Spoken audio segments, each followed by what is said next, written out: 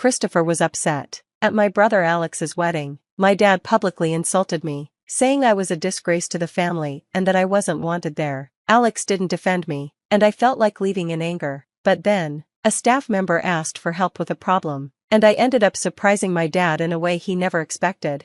My name is Christopher, and I have one brother, Alex. Our dad, who is a lawyer, always pushed Alex more than me. Growing up, we had no free time because we were always studying or going to lessons. Even playing with friends wasn't allowed. I tried hard to meet my dad's expectations and to be like Alex, whom I looked up to, but no matter how hard I worked, I always felt inferior to Alex and disappointed my dad. One important moment in my life was when I took an entrance exam for a prestigious private school. I knew it was a long shot, but I tried anyway. Unfortunately, I failed. After that, my dad mostly ignored me and focused on Alex instead. This was really painful for me. The only person who seemed to care was my mom. When she asked if I was okay, I just said I was fine. I decided I would make my own path. After high school, I left home without telling my dad or Alex. I only left a note for my mom because I needed to get away. I found a job at a hotel where I could also live. I applied right away and got the job. Since I started working there, I felt much happier. Life isn't suffocating like it was at home, and I can focus on what I want to do. My manager, Michael, is very strict. I often made mistakes and had to apologize a lot. I was just a high school graduate and didn't know much about the job, so I got scolded frequently, but I worked hard, and Michael actually praised me when I did things well, which encouraged me. One significant event happened at the start of the new year. It's the busiest time for the hotel. After finishing my training, I finally got to work alone. That year, the hotel was more crowded than usual. Guests either ate in a big dining room or had their meals delivered to their rooms, making it really hectic. Although I was a rookie and caused some problems, I tried my best. Then, something unexpected happened on New Year's Day. A coworker got sick with the flu, and we were short-staffed. I worked really hard, probably twice as much as I was supposed to. Just when I thought things couldn't get worse, the kitchen sink pipe broke during dinner service, and of course, no plumber was available on New Year's Day. It was a huge mess, and Michael, our manager, was getting more frustrated. I decided to take a bold step and told Michael I could help. I'll try to fix the plumbing, I told Michael. He and the others looked confused, but he didn't have a choice. With a hopeful tone, he asked, "Christopher, can you do it?" I got to work on the plumbing. Actually, I had gone to a science-focused high school after failing to get into the private school my dad wanted. There, I learned about engineering and got some hands-on experience. After about half an hour, I managed to fix the pipe. "Michael, it's fixed," I called out. He rushed over and turned on the faucet. Water flowed out strongly, and everyone smiled. "Great job, Christopher, you're my pride and joy," Michael said. It felt amazing to be praised by him. We made it through New Year's Day at the hotel, and I'll never forget the fulfillment I felt that day. It really shaped who I am today.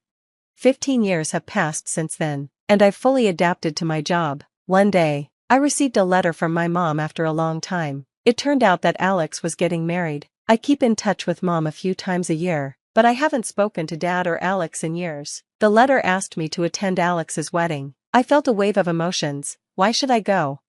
I wrote back to my mom, saying I couldn't attend, but another letter came quickly, begging me to make it. I reluctantly agreed to go. The wedding would be at a luxury hotel. Alex's bride was a young woman from a prestigious company, and the guest list was huge, much larger than the New Year's celebration at my hotel. It all seemed very lavish, just like Alex and Dad.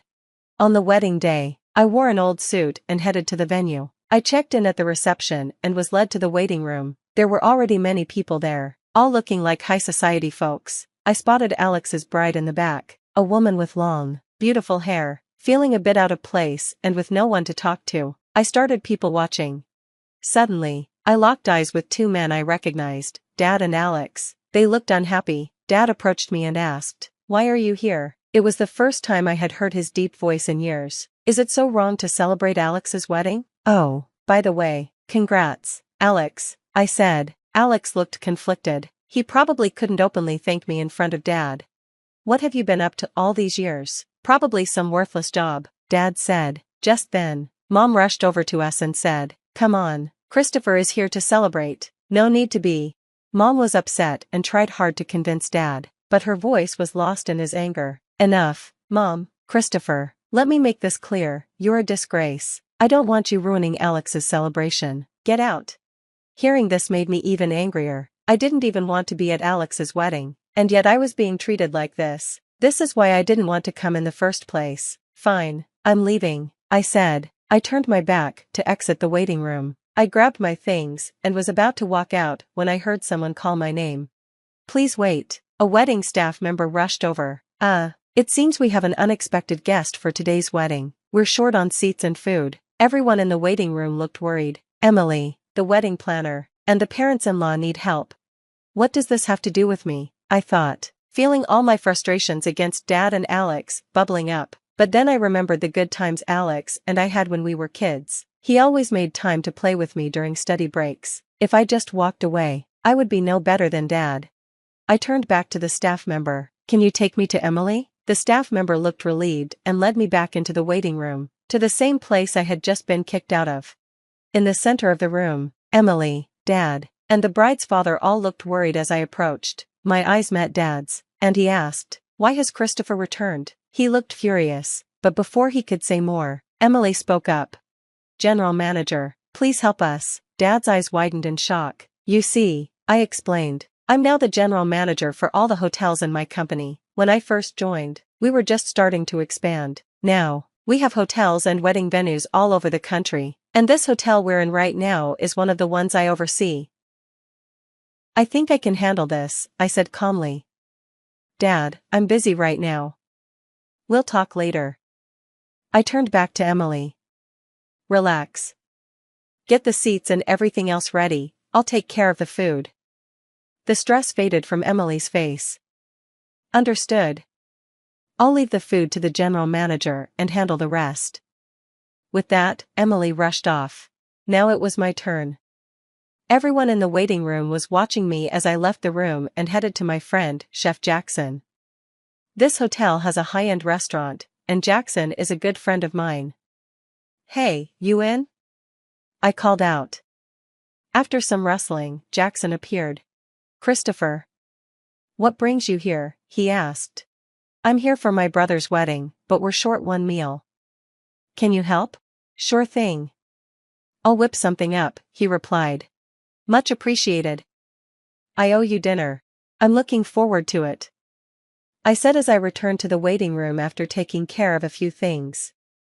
The guests had already moved to the ceremony area, leaving only my parents and the bride's parents behind. Problem solved. "We've got an extra meal coming," I announced. Upon hearing this, my mom and the bride's parents looked relieved, while Dad had a conflicted expression. "Christopher, thank you so much. Because of you, the celebration can go on successfully," he said.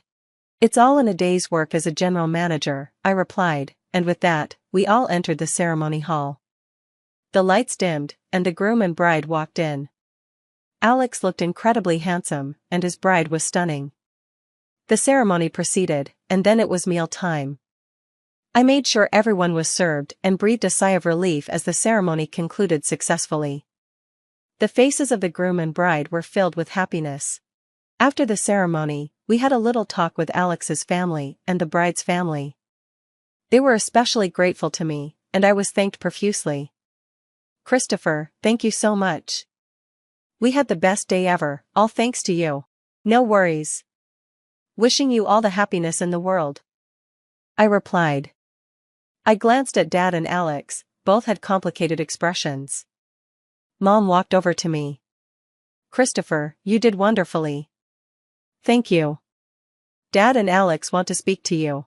I looked back at Dad and Alex. Alex spoke first. "Christopher, you saved us." "Thank you, and I'm sorry for everything." As long as I could help Alex, everything was good.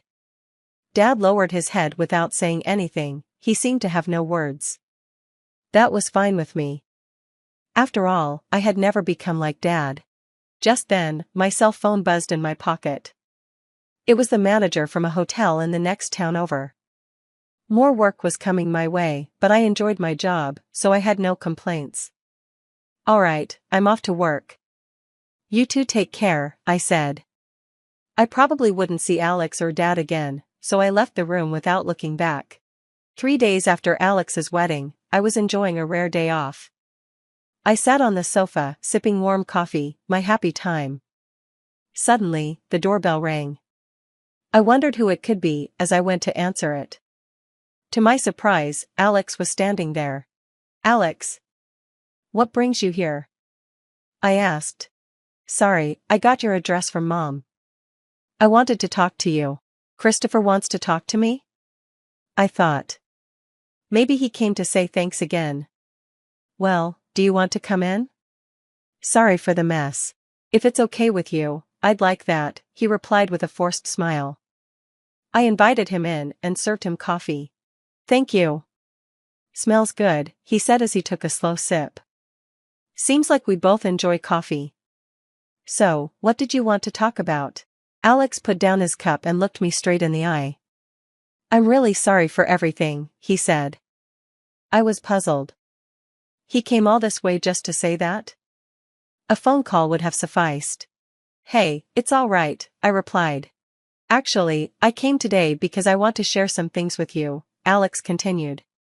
"If you don't mind, I'd like you to hear my grievances." "Grievances?" I was left speechless. Alex began to speak slowly. "You might think I'm the older brother who can do anything, but I envy you, Christopher. You're free from Dad's pressures, living your own life away from our parents." I couldn't find the words. I had no idea Alex felt that way. A silence filled the room, and I felt somewhat guilty. After all, I had unintentionally shifted all of Dad's expectations onto Alex. Choosing my words carefully, I said, "Alex, I'm sorry. I never considered that you were struggling too." My brother smiled weakly. "That's just it, it's not your fault, Christopher. I was the weak one." Hearing that, I finally found my words. "Alex, I think you've been through struggles I can't even imagine." "I truly admire that," I said, "but I also want you to know about me." I took a deep breath, pausing to collect my thoughts. Alex listened intently, not saying anything. Breaking away from my parents and becoming independent wasn't easy either. The beginning was really tough. "Yeah, that's true. We both have our share of hardships," Alex responded. It seemed he had more to say. I didn't consider myself wise enough to convince him, nor did I know the right words. So, I said what I honestly felt. "To be honest, I think you should do what you really want to do, Alex. Don't worry about Dad." After thinking about my words, Alex stood up, with a relieved look on his face. "You're right, Christopher. You've helped clear up my inner turmoil." "Thank you." "No, thank you, Alex, for coming over," I replied as I escorted him to the door. "I'll come by for coffee again," he said, leaving with a natural smile on his face. A month later, I received a letter from Alex. He had been working as a lawyer to meet Dad's expectations, but decided to quit and start training as a glass craftsman. He even met his girlfriend at a glass workshop he had been attending as a hobby. "I'm sorry for doubting you, Alex," I wrote back. "As expected of you." It seemed he had been disowned by Dad, but Alex's wife was supportive, and he was full of motivation. Dad remained the same, but I knew Alex would pull through. Since then, our family started interacting more. There really is something special about the bond between siblings. As I was lost in thought, my mobile phone alarm went off. Wow, it's already that time. I realized I had to leave the house. Another day awaited me on the path I chose in the job I loved. "You're fired." 2 words. That's all it took to shatter my world. I sat across from David Bennett, my boss of 7 years, as he delivered the news with clinical detachment. The global financial company I'd devoted my life to was restructuring, and my position as senior investment director was being eliminated. "Your severance package will be generous," David continued, not meeting my eyes. 3 months' salary, plus benefits. HR will email you the details." I didn't cry. Emma Harrison doesn't cry, not even when her carefully constructed life starts crumbling around her. Instead, I stood up, smoothed my pencil skirt, and walked out of that glass-walled office with my head held high. The whispers followed me to my desk. Of course they did. In the cutthroat world of Wall Street, news of someone's downfall spreads faster than stock prices during a market crash. I packed my belongings into a single cardboard box. 7 years of 80-hour weeks, missed family events, and sacrificed relationships reduced to a few personal items and a potted plant. My phone buzzed. Speaking of family, is it true? My sister Victoria's voice dripped with barely concealed glee. Did you really get fired? I shouldn't have been surprised she already knew. Victoria had always had an uncanny ability to sniff out other people's misfortunes, especially mine. News travels fast, I replied, keeping my voice steady. Oh, Emma, she sighed with mock sympathy. What are you going to do now? You know how Dad feels about failure. Yes, I knew exactly how William Harrison, CEO of Harrison Global Investments, felt about failure. He'd made it clear our entire lives that success was the only acceptable outcome. Second place was just first loser, he'd say. Now his eldest daughter had become exactly that, a loser. I'll figure something out, I said, ending the call before she could respond. But figuring something out proved harder than I expected. The financial crisis had hit the industry hard, and jobs were scarce. My impressive resume suddenly felt worthless as rejection after rejection rolled in. Overqualified, they said. Looking for someone with different experience, they explained. 2 months into my job search, I sat in my father's mahogany-paneled office, swallowing my pride as I asked for help. Absolutely not, he said, not even looking up from his computer. I didn't build Harrison Global by hiring failures. Dad, please. I just need a temporary position until... Until what? He finally looked at me, his steel gray eyes cold. Until you embarrass this family further. Your sister warned me this would happen. Said you were too ambitious, too reckless with your investments. My stomach churned. Of course, Victoria had been poisoning Dad against me. She'd always resented that I'd climbed higher in the financial world than she had, even if it wasn't at the family company. I wasn't reckless. I defended myself. The market changed.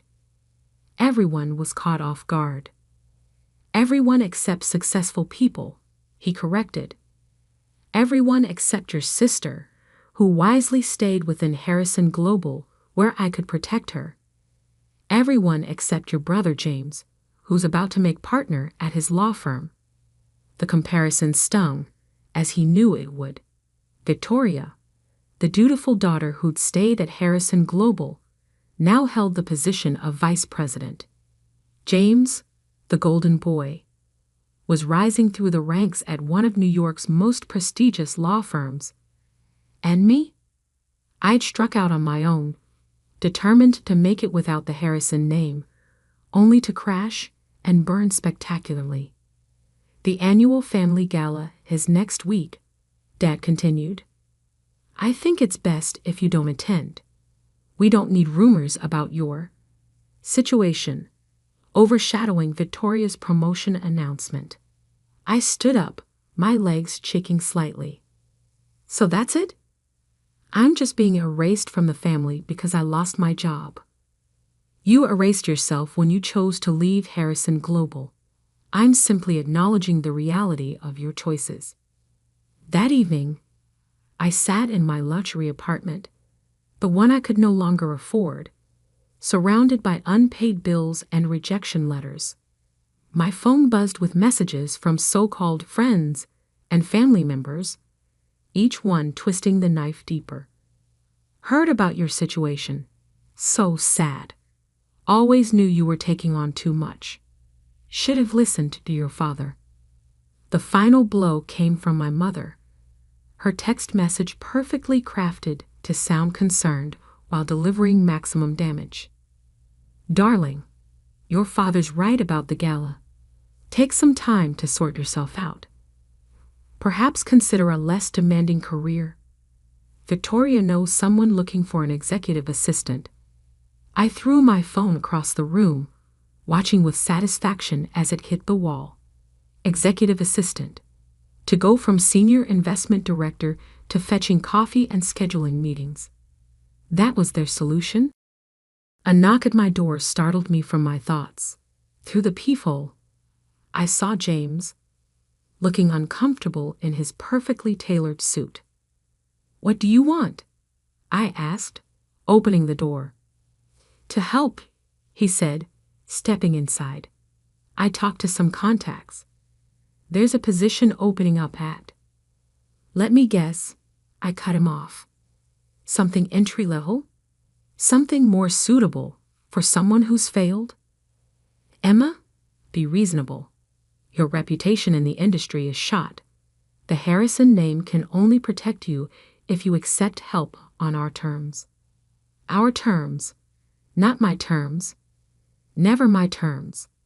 "I don't need protection," I said. "I need support.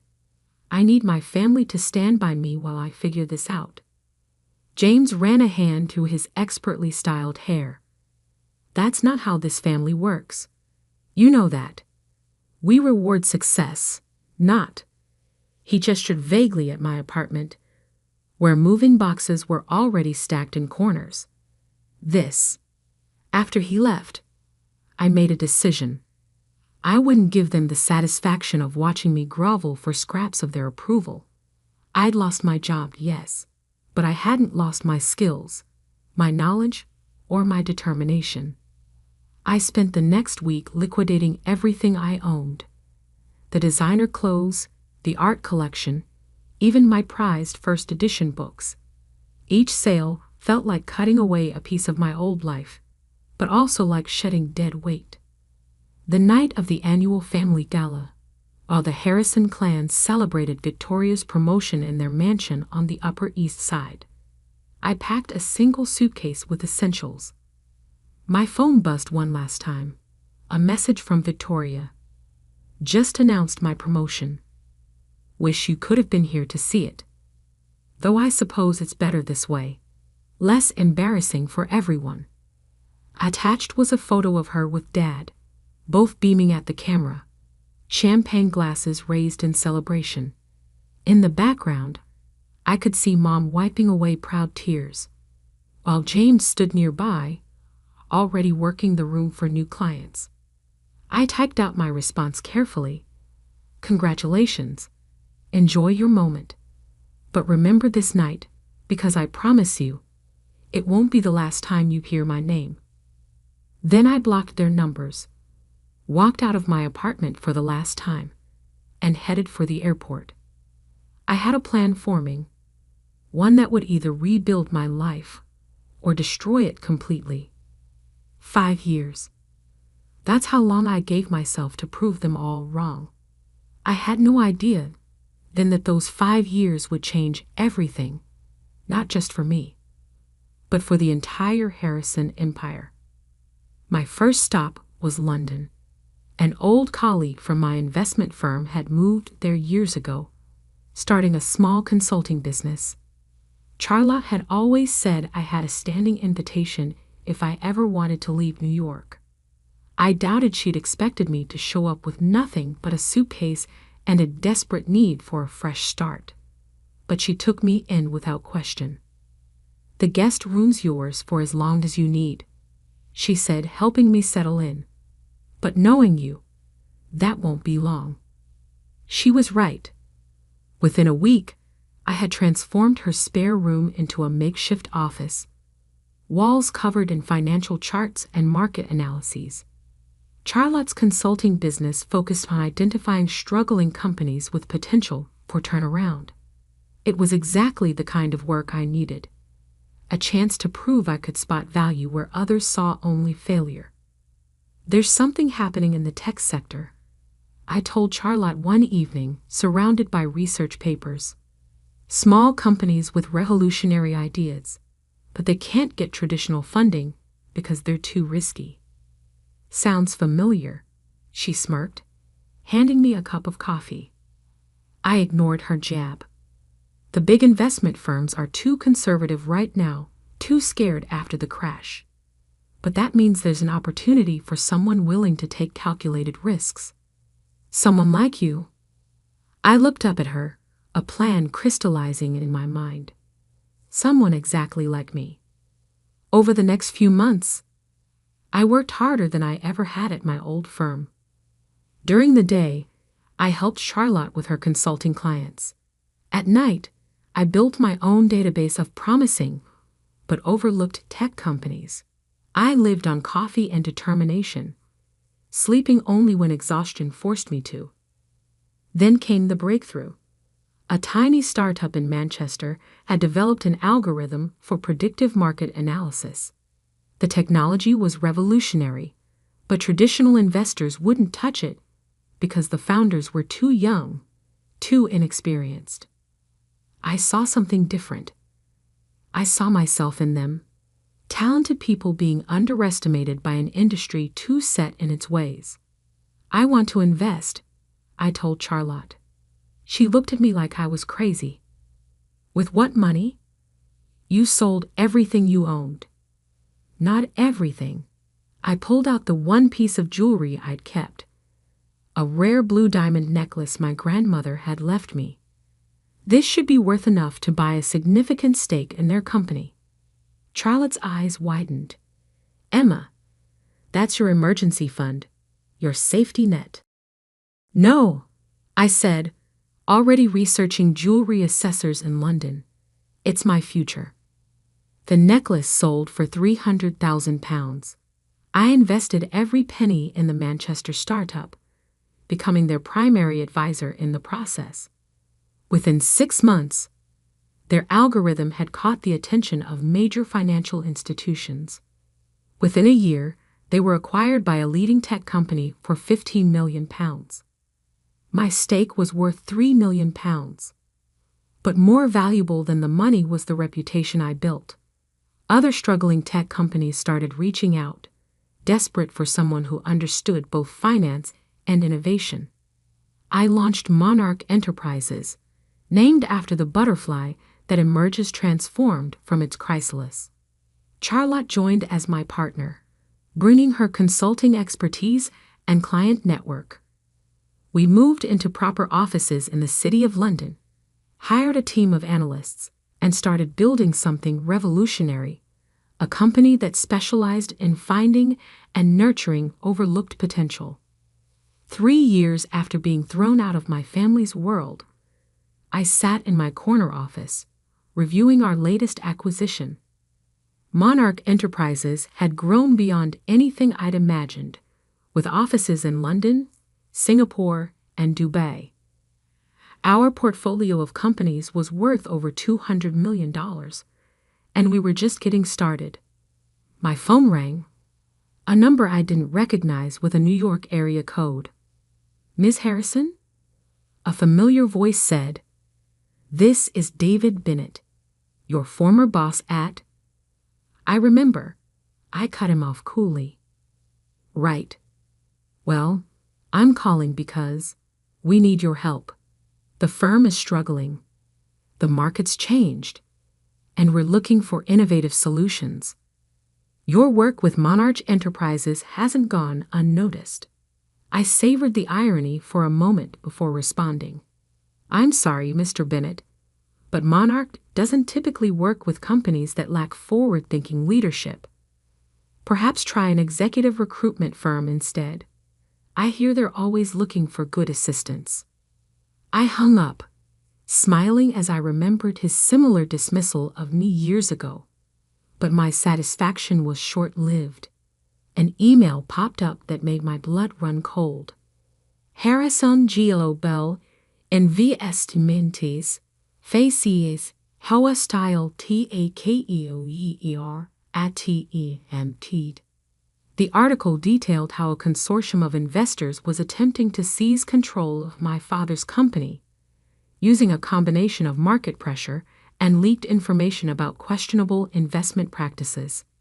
I should have felt vindicated. After all, Wasn't this exactly the kind of failure my father had accused me of? But something didn't feel right. I knew Harrison Global's weaknesses. I'd grown up studying them. This attack was too precise, too well-informed. Someone on the inside was helping the takeover attempt. Before I could dig deeper, my assistant burst in. "Ms. Harrison, you need to see this." She handed me a tablet open to a financial news site. The headline made my heart stop. Monarch NTERPRISE is revealed as Majesty Bureau of Harrison Global DEP. Somehow, without my knowledge, someone had used Monarch's subsidiaries to purchase millions in Harrison Global bonds. Bonds that could now be used to support the hostile takeover. But I hadn't authorized those purchases, which meant Charlotte. I called out, but my office was empty. My partner, my friend, the woman who'd helped me rebuild my life, was nowhere to be found. On my desk, a single envelope had appeared. Inside was a note in Charlotte's handwriting. "Sorry, Emma. Victoria's offer was too good to refuse.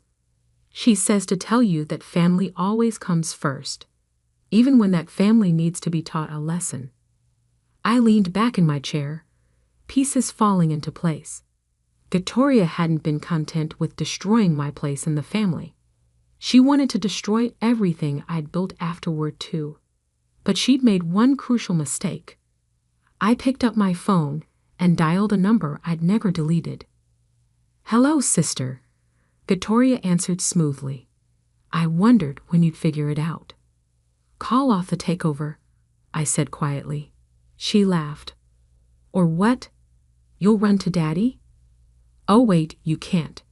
You're not welcome in this family anymore, remember?" "No," I replied, my voice steady.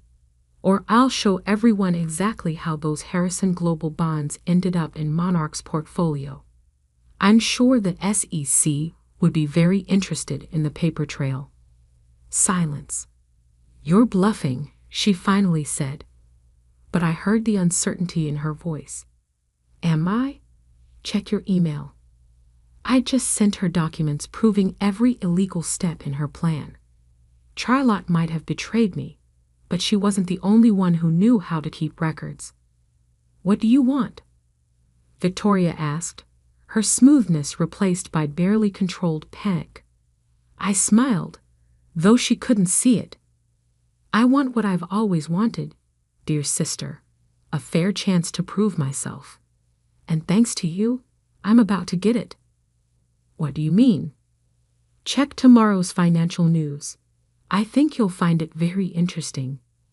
I hung up, then pressed the intercom.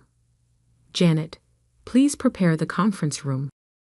We're having visitors tomorrow. The entire Harrison Global Board of Directors." My assistant paused.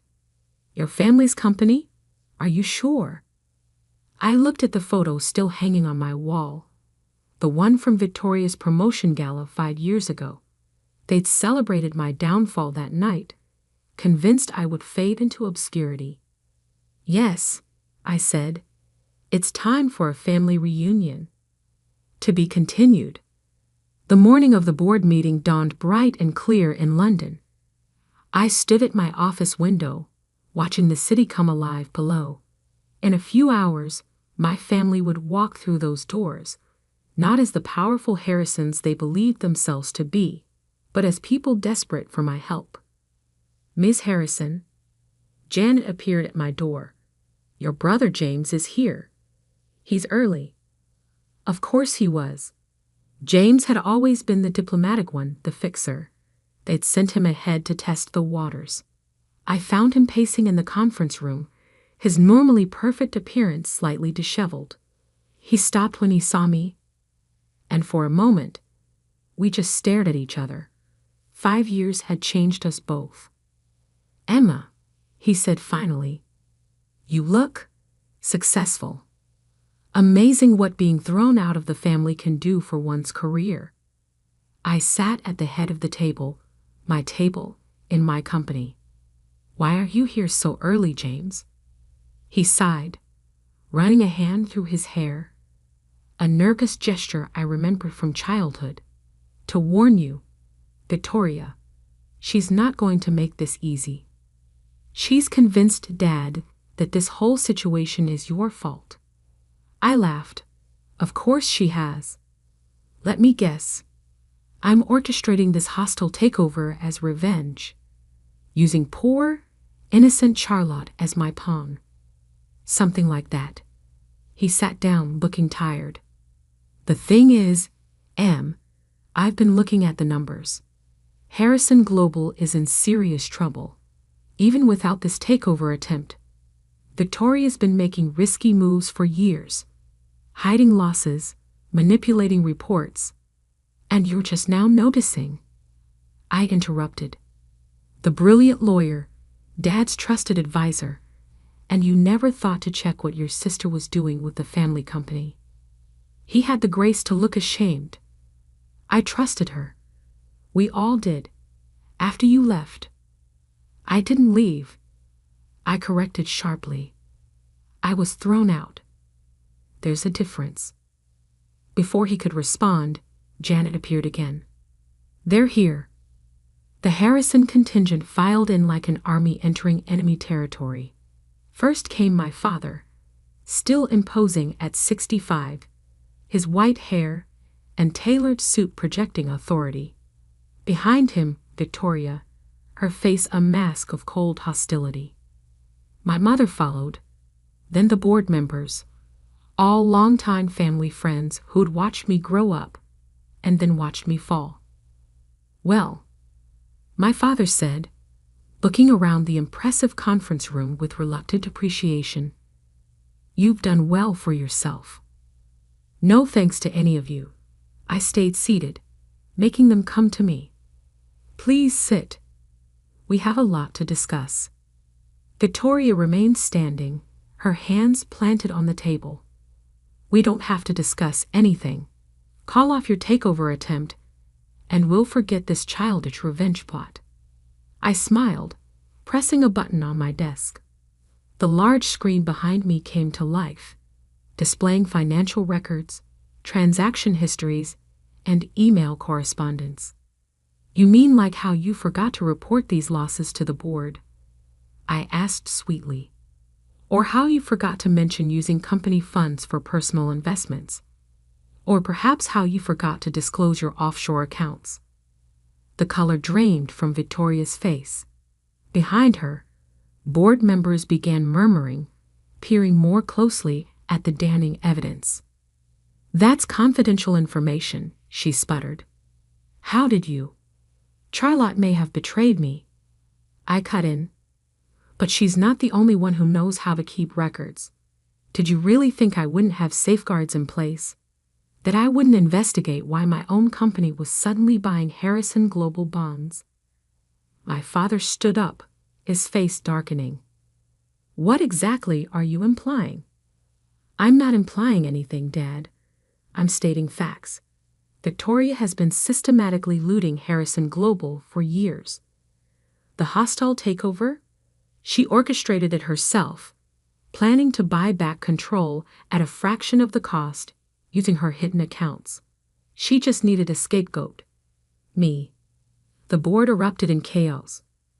Victoria tried to speak over the noise, but years of evidence was scrolling across the screen, undeniable in its detail. Enough. My father's voice cut through the commotion. He turned to Victoria, his expression thunderous. Is this true? For the first time in her life, Victoria had no smooth response, no clever manipulation. Daddy, I can explain. Mr. Harrison, one of the board members interrupted, if these allegations are true, we need to take immediate action. The CC will not need to be involved, I said calmly. All eyes turned to me. At least, not if we handle this internally. My father's eyes narrowed. What are you suggesting? I stood up, walking around the table slowly. Monarch Enterprises will purchase a controlling interest in Harrison Global. We'll install new management, restructure the debt, and implement proper oversight. The company will survive. The Harrison name will remain untarnished. And Victoria, I paused, looking at my sister, will resign, effective immediately. You can't do this, Victoria whispered. Actually, I can, and unlike you, I'll do it legally. My father sank into his chair, suddenly looking every one of his 65 years. You take control of my company, after all this time? No, Dad, I'm saving your company. There's a difference. I returned to my seat. You have 1 hour to decide. Otherwise, these documents go to the SEC, and the Harrison legacy becomes a cautionary tale in financial ethics. The next hour was the longest of my life. I sat in my private office while the board debated, watching London traffic flow beneath my window. James came in briefly. For what it's worth, he said quietly, I'm sorry. For 5 years ago, for not seeing what Victoria was doing, for everything. I nodded but didn't respond. Some wounds take more than words to heal. Finally, my father entered. He looked smaller somehow, less like the titan who dominated my childhood, and more like an old man who just discovered his world wasn't what he thought. The board has approved your proposal, he said stiffly. Victoria has resigned. We'll announce the restructuring tomorrow. I turned to face him. And he met my eyes, and for the first time, I saw something new there, respect. And I was wrong. About you. About everything. Yes, I said simply. You were. He moved to leave, then paused. That night, at the gala, when we celebrated Victoria's promotion, you said we'd hear your name again. I did. I didn't believe you then. I couldn't imagine. He gestured around my office, taking in everything I'd built. I couldn't imagine you proving me wrong so spectacularly. After he left, I sat alone in my office, emotions warring inside me. I'd won. I'd proven them all wrong. The prodigal daughter had returned in triumph, just like I'd promised. But victory felt different than I'd imagined. A knock at my door interrupted my thoughts. My mother stood there, looking uncertain. The caterers want to know about Sunday dinner, she said. I'd blinked, confused. What? Family dinner. We've missed so many. She twisted her hands together. I thought maybe, if you're not too busy. I looked at her, really looked at her. She'd aged these past 5 years. Worry lines etched deeper around her eyes. How much had she known about Victoria's schemes? How much had she worried about the daughter she'd helped cast out? I'll have to check my schedule, I said finally. But maybe. She nodded, understanding this was as much as I could offer right now. Change wouldn't happen overnight. Trust, once broken, takes time to rebuild. 1 month later, I sat in what had once been my father's office at Harrison Global. The view of New York was exactly as I remembered, but everything else had changed. Victoria had fled to the Cayman Islands, where she lived off whatever funds she'd managed to hide. James had returned to his law practice, but now he called regularly, rebuilding our relationship one conversation at a time. My father had stepped down as CEO, taking an advisory role instead. We met weekly to discuss business, our conversations slowly expanding to include more personal matters. It wasn't forgiveness. Not yet, but it was a start. Monarch Enterprises continued to grow, its reputation only enhanced by the skillful handling of the Harrison Global situation. Charlotte's betrayal had hurt, but it had also taught me valuable lessons about trust and vigilance. My assistant, still Janet, who'd followed me from London, brought in the morning papers. The headlines spoke of Harrison Global's remarkable turnaround, praising the mysterious Emma Harrison's business acumen. But it was the small envelope sitting on top that caught my attention.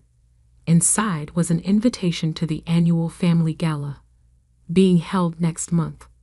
At the bottom, in my father's handwriting, "This time, you're not just invited, you're the guest of honor."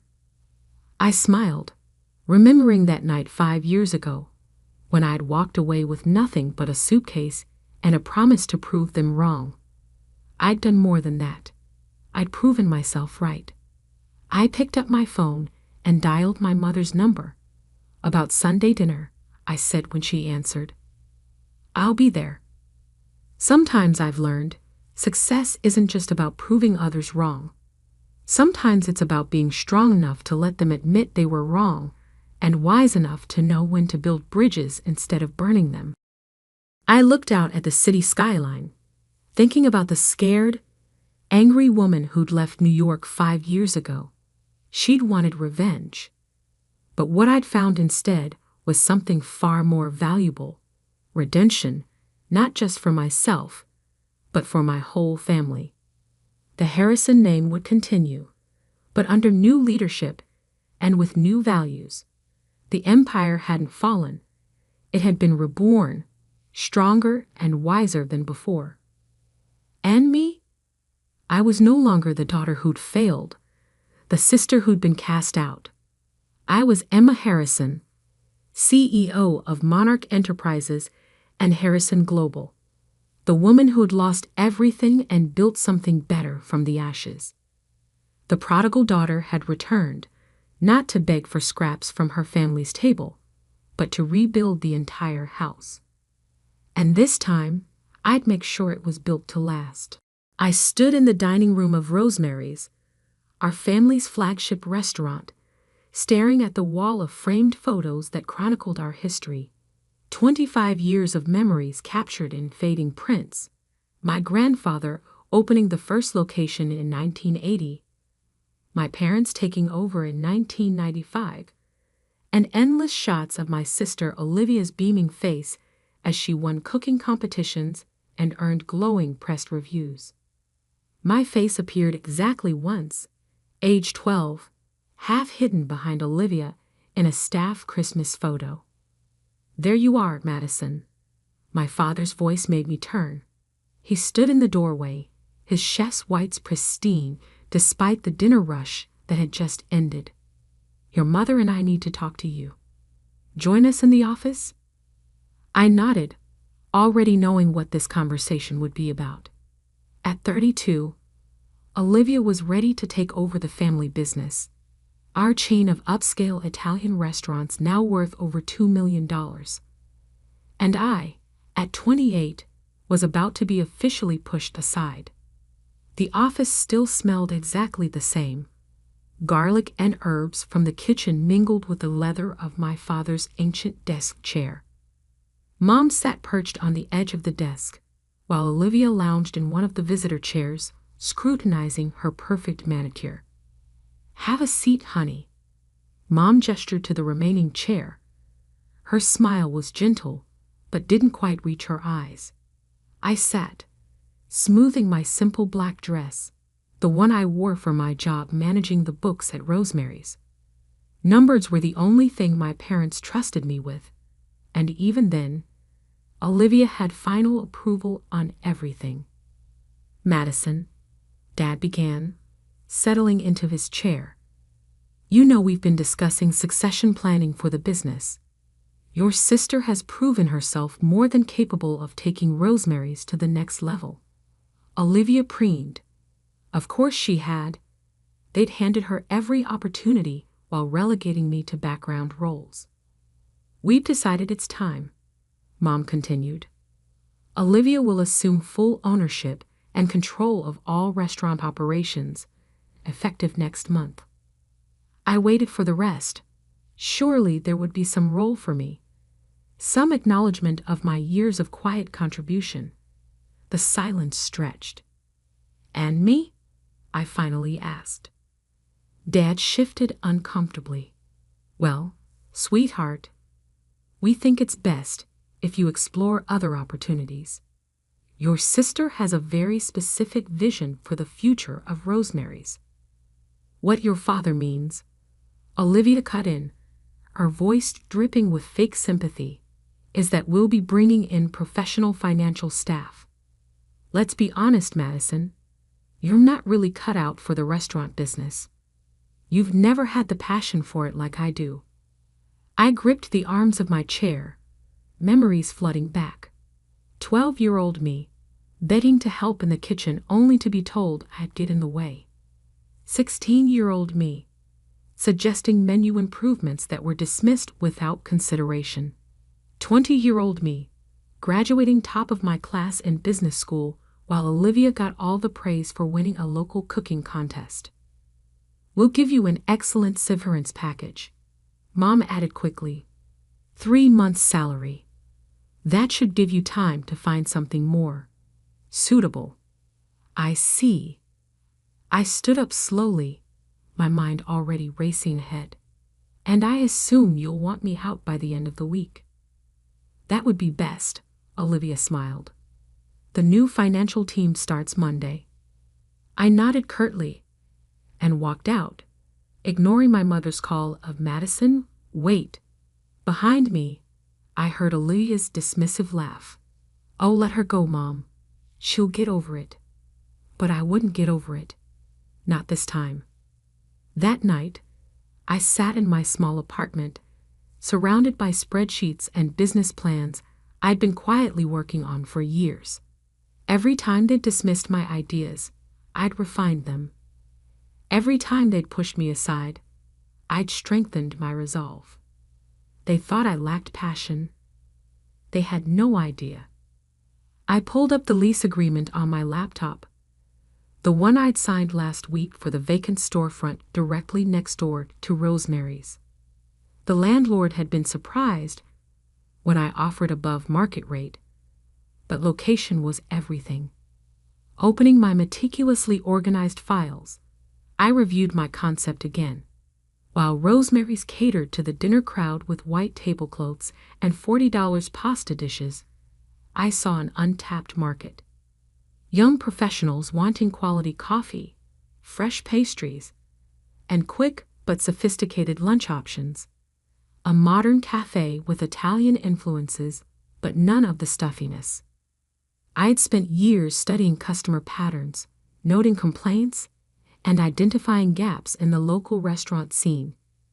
While Olivia focused on impressing food critics, I'd watched what actually brought in steady profits. My phone buzzed. A text from my best friend Sophia. "Just heard what happened. You okay?" I smiled grimly and replied, "Better than okay. Remember that business plan I showed you? It's time." Sophia had been the only person who believed in me from the start. As the head pastry chef at an exclusive hotel downtown, she'd even offered to consult on my menu development. The next morning, I walked into Rosemary's for what would be my last day. The morning prep crew barely looked up as I passed through the kitchen. I'd always been practically invisible here anyway. In my small office, I methodically gathered my personal items while downloading copies of all the financial records I'd legally created. Clearing out already, Olivia appeared in the doorway, a smug smile playing on her lips. "I thought you'd at least finish the week." I carefully placed my succulents in a box. "No point dragging it out. I'm sure your new team is eager to start." She walked in, running a finger along my desk. "You know, I did try to convince Mom and Dad to keep you on in some capacity. Maybe as a hostess. But they agreed you need to find your own path." I bit back a laugh. Classic Olivia, always making sure to appear generous while twisting the knife. How thoughtful of you. Well, family is family. She paused.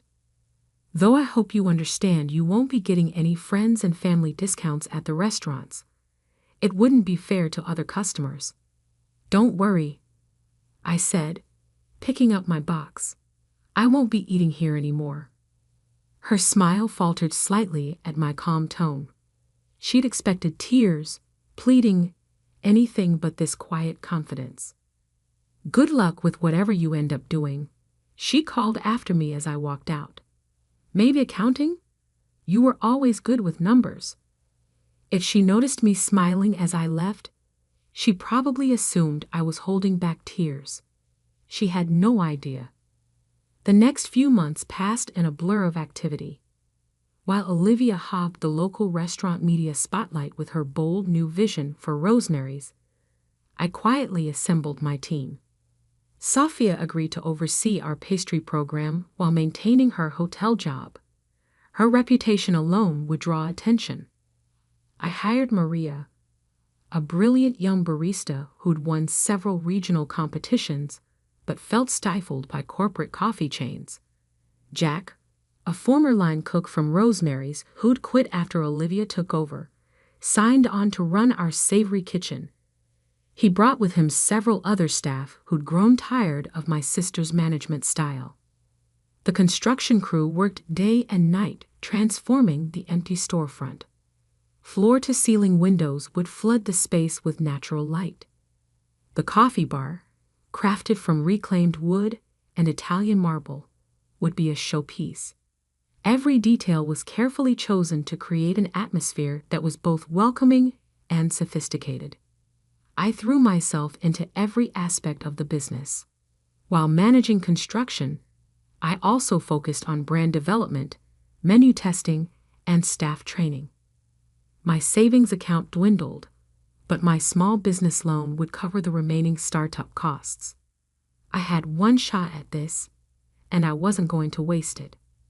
The day we installed the sign was when reality truly hit home.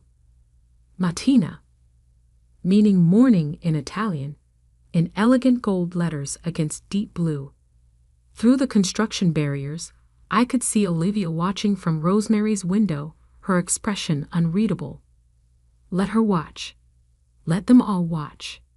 2 weeks before our planned opening, I was reviewing coffee bean orders when Jack burst into my office, his face pale. Madison, you need to see this. He handed me his phone, open to the local restaurant news website. The headline made my blood run cold. Rosemary's ANNOUNCE. NUCAFA CEPT. Bureau and beloved Italian flavors to breakfast and lunchy. My hands shook as I read the article. Olivia was launching a cafe menu at all Rosemary's locations. Breakfast pastries, gourmet sandwiches, specialty coffee drinks, nearly identical to what we planned. And they were starting with the flagship location, next door. They must have gotten wind of our concept. Someone had talked, or they'd seen our permit applications, and now they were trying to crush us before we could even open. I looked up to find my entire team watching me anxiously. They'd all taken huge risks to join this venture. Some had quit stable jobs. They believed in my vision, and I couldn't let them down. Call everyone in, I said, standing up. Emergency meeting in 20 minutes. As my staff filed into our unfinished dining room, I took a deep breath. This wasn't over. In fact, it was just beginning. My family had underestimated me my entire life, but they'd never seen what I was truly capable of. Time to show them. The emergency team meeting lasted until midnight. Empty coffee cups and discarded ideas littered our makeshift conference table, a piece of plywood balanced on sawhorses. But by the time we finished, we had a plan. They think they can beat us at our own game. I stood at the head of the table, surveying my tired, but determined staff. Let them try. We're not just opening a cafe. We're creating something entirely new. Over the next week, we completely revamped our concept. While Rosemary's would offer watered-down versions of standard cafe fare, we would innovate. Our pastry chef, Sophia, developed hybrid creations that combined Italian and Asian flavors: matcha tiramisu, yuzu cannoli, black sesame bomboloni. Each item was photographed for our social media campaign, generating buzz before we even opened. Maria, our head barista, designed a coffee program that went beyond typical espresso drinks. She sourced rare beans from small Italian farms and created signature drinks that told a story. The Vesuvius, a volcanic-looking layered espresso drink with chocolate ash, became our Instagram star. But our biggest innovation came from an unexpected source. Jack, our kitchen manager, had been experimenting with rapid cooking techniques that could deliver restaurant-quality meals in cafe timing. "Look at this," he demonstrated, pulling a perfectly cooked pasta dish from a specialized heating unit. 3 minutes from order to plate, and the quality matches any full-service restaurant. We installed a line of these units, allowing us to offer hot, fresh meals in record time. Perfect for business lunches when people couldn't spend an hour at Rosemary's. The morning of our opening, I arrived at 4 a.m. to find a line already forming. Our social media campaign had worked better than expected. The first 100 customers would receive limited edition Matina coffee tumblers, and people wanted them. Through our windows, I could see lights on at Rosemary's. Olivia was there, watching. They'd rushed to launch their cafe menu 2 days earlier, but the reviews had been lukewarm. Traditional pastries and basic coffee drinks couldn't compete with what we were about to unveil.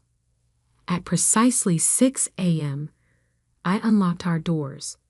The space was stunning, modern yet warm, with that reclaimed wood and marble bar as our centerpiece. The aroma of freshly baked pastries and specialty coffee filled the air. "Welcome to Matina," I greeted the first customers, a group of young professionals headed to nearby offices. Their eyes widened as they took in the display case filled with Sophia's creations. "Are those yuzu cannoli?" One woman pressed her face against the glass. "I saw these on Instagram." By 7 a.m., we had a constant line of 30 people. By noon, we'd sold out of most pastries and had to rush additional batches. Our quick-service pasta dishes were a huge hit with the lunch crowd, many of whom had walked out of Rosemary's when told about their 45-minute wait time. I was expediting orders when I saw them, my parents and Olivia, walking through our doors. They tried to look casual, but I could see them scrutinizing everything: the innovative menu, the efficient service, the full tables, the constant line.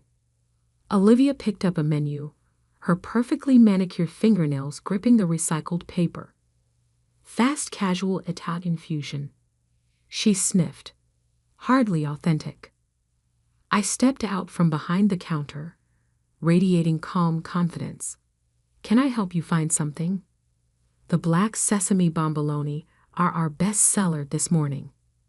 "Madison," my mother started, then faltered as she looked around the busy cafe. This wasn't the failing business they'd expected to find. My father cleared his throat. "Interesting concept you have here, though I'm not sure it fits with the neighborhood's character." I gestured to our packed dining room. "The neighborhood seems to disagree. Now, if you'll excuse me, we have customers waiting." They left without ordering, but I knew this wasn't over. Olivia's face had that look, the one she got when plotting something. Sure enough, 2 days later, Rosemary's announced they were slashing their breakfast and lunch prices by 30%. "They're trying to undercut us," Jack worried, showing me their new menu. We can't match those prices and stay profitable. We don't need to, I assured him. Quality speaks for itself. I was right. Despite Rosemary's price cuts, our business kept growing. Word spread about our unique offerings and quick service. Food bloggers raved about our fusion pastries. Local offices started ordering catering.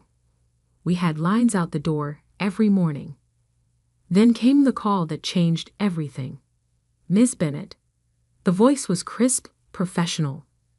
This is Marcus Chin from Venture Capital Partners. We've been hearing interesting things about Matina. Would you be open to discussing expansion opportunities? I sat down, my hands shaking slightly. This was it, the chance to grow beyond what my family thought possible. But first, I had to handle a more immediate crisis. Sophia burst into my office, her chef's coat dusted with flour. Madison, we have a problem.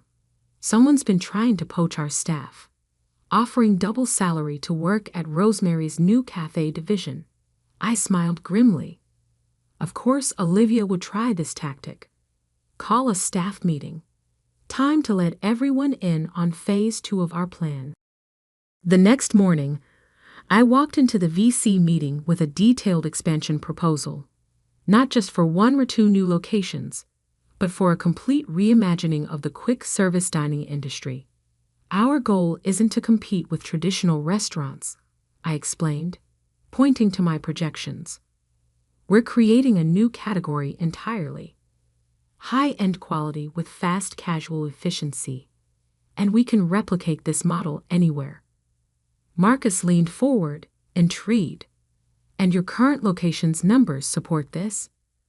I handed him our first quarter financials.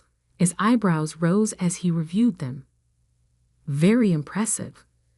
But I have to ask, what about competition? Particularly from established local restaurants. He was diplomatic, but I knew he meant Rosemary's. Competition drives innovation, I said confidently. We've already proven we can succeed against established players. Now we're ready to expand that success. 2 weeks later, I signed the investment deal. $10 million in first-round funding with an aggressive expansion plan. We would open 5 new locations in the next year, each with our signature blend of quality, speed, and innovation. The news hit the local restaurant scene like a bombshell. Olivia's attempts to copy our concept suddenly looked small and derivative. Everyone was talking about the future of dining, and Matina was leading the conversation. Walking into work the morning after the announcement, I found an envelope on my desk. Inside was a note in my mother's handwriting. Perhaps we should talk. Mom. I tucked the note away without responding. They'd had years to talk, years to see my potential. Now they could watch what happened next. The first new Matina location opened 4 months later in the heart of the financial district. The line on opening day stretched for 3 blocks. 2 months after that, we launched in the trendy arts district, adding evening hours and a wine program. Each new location brought innovations. We introduced automated ordering systems that remembered customer preferences. Our kitchens became models of efficiency, delivering complex dishes in minutes. The press started calling us the future of Italian dining. Rosemary's, meanwhile, struggled to keep up. Their attempts to modernize felt forced and confused their traditional customer base. I heard through industry gossip that their profits were dropping. Then came the headline that shook the local restaurant world. Rosemary closes 2 locations. Traditional restaurant chain faces modern dining challenges. Seeing that article, I felt no joy. This hadn't been about destroying my family's business. It was about building something true to my own vision, something that would make a real difference in the industry. That evening, As I was reviewing plans for our 6th location, my office phone rang. The caller ID showed Olivia Bennett. I stared at the phone for a long moment, thinking about everything that had led to this point. Then calmly, I picked up the receiver. "Madison?" Olivia's voice wavered, lacking its usual confidence. "We need to talk." I leaned back in my chair, looking out at the city lights. In the reflection of my office window, I could see the gleaming signs of 3 Matina locations. "I'm listening." "Can we meet? In person?" She paused. "Please, it's important." An hour later, I sat across from Olivia at a neutral location, an upscale bar downtown. She looked different, somehow smaller.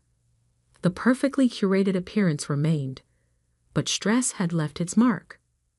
"We're losing everything," she said without preamble, staring into her untouched wine. "Rosemary's is failing. 2 locations closed, and the others are barely breaking even. The banks are threatening to call our loans." I took a measured sip of my drink. "I'm aware of your situation." "Of course you are." She laughed bitterly. "You probably knew before we did. You always were better with numbers." "What do you want, Olivia?" She straightened, composing herself. "We want to propose a merger. Rosemary's and Matina. Combined resources, shared expertise." We cold. "No." The word came out sharp and final. "You haven't even heard the terms." "I don't need to." I set my glass down carefully. "Matina is valued at $50 million, Olivia. We're opening our 15th location next month, with 30 more planned for next year. We don't need Rosemary's resources or expertise. We're still family," she whispered. "Are we? When was the last time you treated me like family?" She flinched. "I know we make mistakes." "Mistakes?" I cut in. "You systematically pushed me aside for years. You took every opportunity to belittle me, to remind me I wasn't good enough. When you forced me out, you didn't even have the decency to be honest about it. You wrapped it in fake concern and condescension." "I was wrong," she said quietly. "We all were. Watching what you've built, it's extraordinary, Madison. You've revolutionized the entire industry while we were clinging to outdated traditions." I studied her face, searching for the manipulation I'd grown so accustomed to seeing. But for once, my sister seemed genuine. "Here's what I'll offer," I said finally. "Not a merger. Matina remains independent, but I'll buy the original Rosemary's location, the one grandfather built. I'll keep the name and some signature dishes, but modernize the concept. A single high-end dinner venue to complement our fast casual empire. And the other locations? Close them. They're not viable anymore. Use the sale proceeds to pay off your debts. After that, if you're interested, we might discuss a position at Matina. Entry level. No special treatment. You'd have to earn any advancement." Her eyes widened. "You'd really give me a chance? After everything?" "Everyone deserves a chance to prove themselves. I had to build mine from nothing. You'll at least have a foundation." 2 days later, I sat in my parents' living room, reviewing the sales contract for Rosemary's. My father kept shaking his head, staring at the purchase price. "All these years," he murmured, "we never saw." "You saw what you wanted to see," I replied, initialing another page. "You decided early on that Olivia was the successful one, the one with potential. You never bothered to look deeper." My mother dabbed at her eyes with a tissue. "Can you ever forgive us?" I paused, considering the question. "I'm not angry anymore. Building Matina taught me something important. Success isn't about proving others wrong. It's about proving yourself right. The acquisition of Rosemary's flagship location made headlines in the restaurant industry. But the bigger story came 3 months later, when Martina announced our nationwide expansion plan. 100 locations across the country, plus our first international ventures in London and Tokyo. The day we opened the reimagined Rosemary's, I stood in that same dining room where the family photos hung. The wall had been redesigned, now telling a different story. Photos of grandfather still held pride of place, but alongside them were images of Martina's journey. My journey. Olivia, now 6 months into her role managing quality control for our pastry program, joined me. "I heard Tokyo's opening beat all projections," she said, "and London's already got a waiting list for franchises." I nodded. "The Dubai team flies in next week to discuss Middle East expansion." She shook her head in amazement. "A global empire built from a tiny cafe next door. You know what the irony is? If we hadn't tried to copy your concept that first day, if we just let you do your thing, Rosemary's might have survived. Maybe, but then I might not have pushed so hard to innovate. Sometimes our biggest challenges lead to our greatest successes." Later that night, after the last customers had left and the staff had gone home, I sat alone in my office reviewing expansion plans. On my desk sat a small plaque, given to me that morning by my team. It read, "Madison Bennett, founder and CEO, Martina International, from a single door to a worldwide welcome." I picked up the plaque, running my fingers over the engraved words. Success wasn't just about the money, the locations, or even proving my family wrong. It was about staying true to your vision, even when no one else could see it. My phone buzzed. Photos from the Tokyo location's soft opening. The lines stretched for blocks, just like that first morning next door to Rosemary's. But now, the crowds weren't just waiting for coffee and pastries. They were waiting to be part of something revolutionary. I opened my laptop to review the latest innovation proposals from our R&D team. We were exploring AI-driven ordering systems, sustainable sourcing initiatives, and revolutionary kitchen automation. The $50 million empire was just the beginning. The sun was rising by the time I finally left the office. I passed the original Martina location, now a historical landmark in our company's story. The sign still glowed warmly in the early morning light, welcoming another day of possibilities. My family had given me nothing, believing I'd amount to nothing, but they taught me the most valuable lesson of all. The only limits that matter are the ones you accept for yourself. Standing there in the growing light, I smiled. Time to start another day of proving just how limitless those possibilities could be. Absolutely useless. The words echoed through our upscale suburban home as my mother threw my college acceptance letter in my face. NYU? For finance? What a waste of money. I stood in our pristine kitchen, watching the letter flutter to the marble floor, my dreams of studying finance scattered like confetti at my feet. At 18, I had thought getting into one of the best business schools in the country would finally make my parents proud. I was wrong. "Emma," my father's cold voice cut through the air, "we've discussed this. You're going to work at the restaurant like your sister Catherine. College is an unnecessary expense for someone like you. Someone like me." Those words had defined my entire existence in the Morrison family. Catherine, my older sister, was the golden child, the one who had dutifully followed our parents' path into the family's chain of high-end restaurants. And me, I was the dreamer who dared to want something different. "But I got a partial scholarship," I protested, picking up the crumpled letter. "I've been saving from my part-time job. I can make this work." My mother laughed. That sharp, dismissive sound I'd grown to hate. Your little bookkeeping job at that tiny bank? Please. Catherine made more in tips last month than you make in a year. What they didn't know was that my little bookkeeping job at First Metro Bank had taught me more about finance than they could imagine. While they saw me filing papers and answering phones, I was absorbing everything about banking, investments, and the power of money. I'm going, I said quietly, but firmly, whether you support me or not. My father's face turned that dangerous shade of red I knew too well.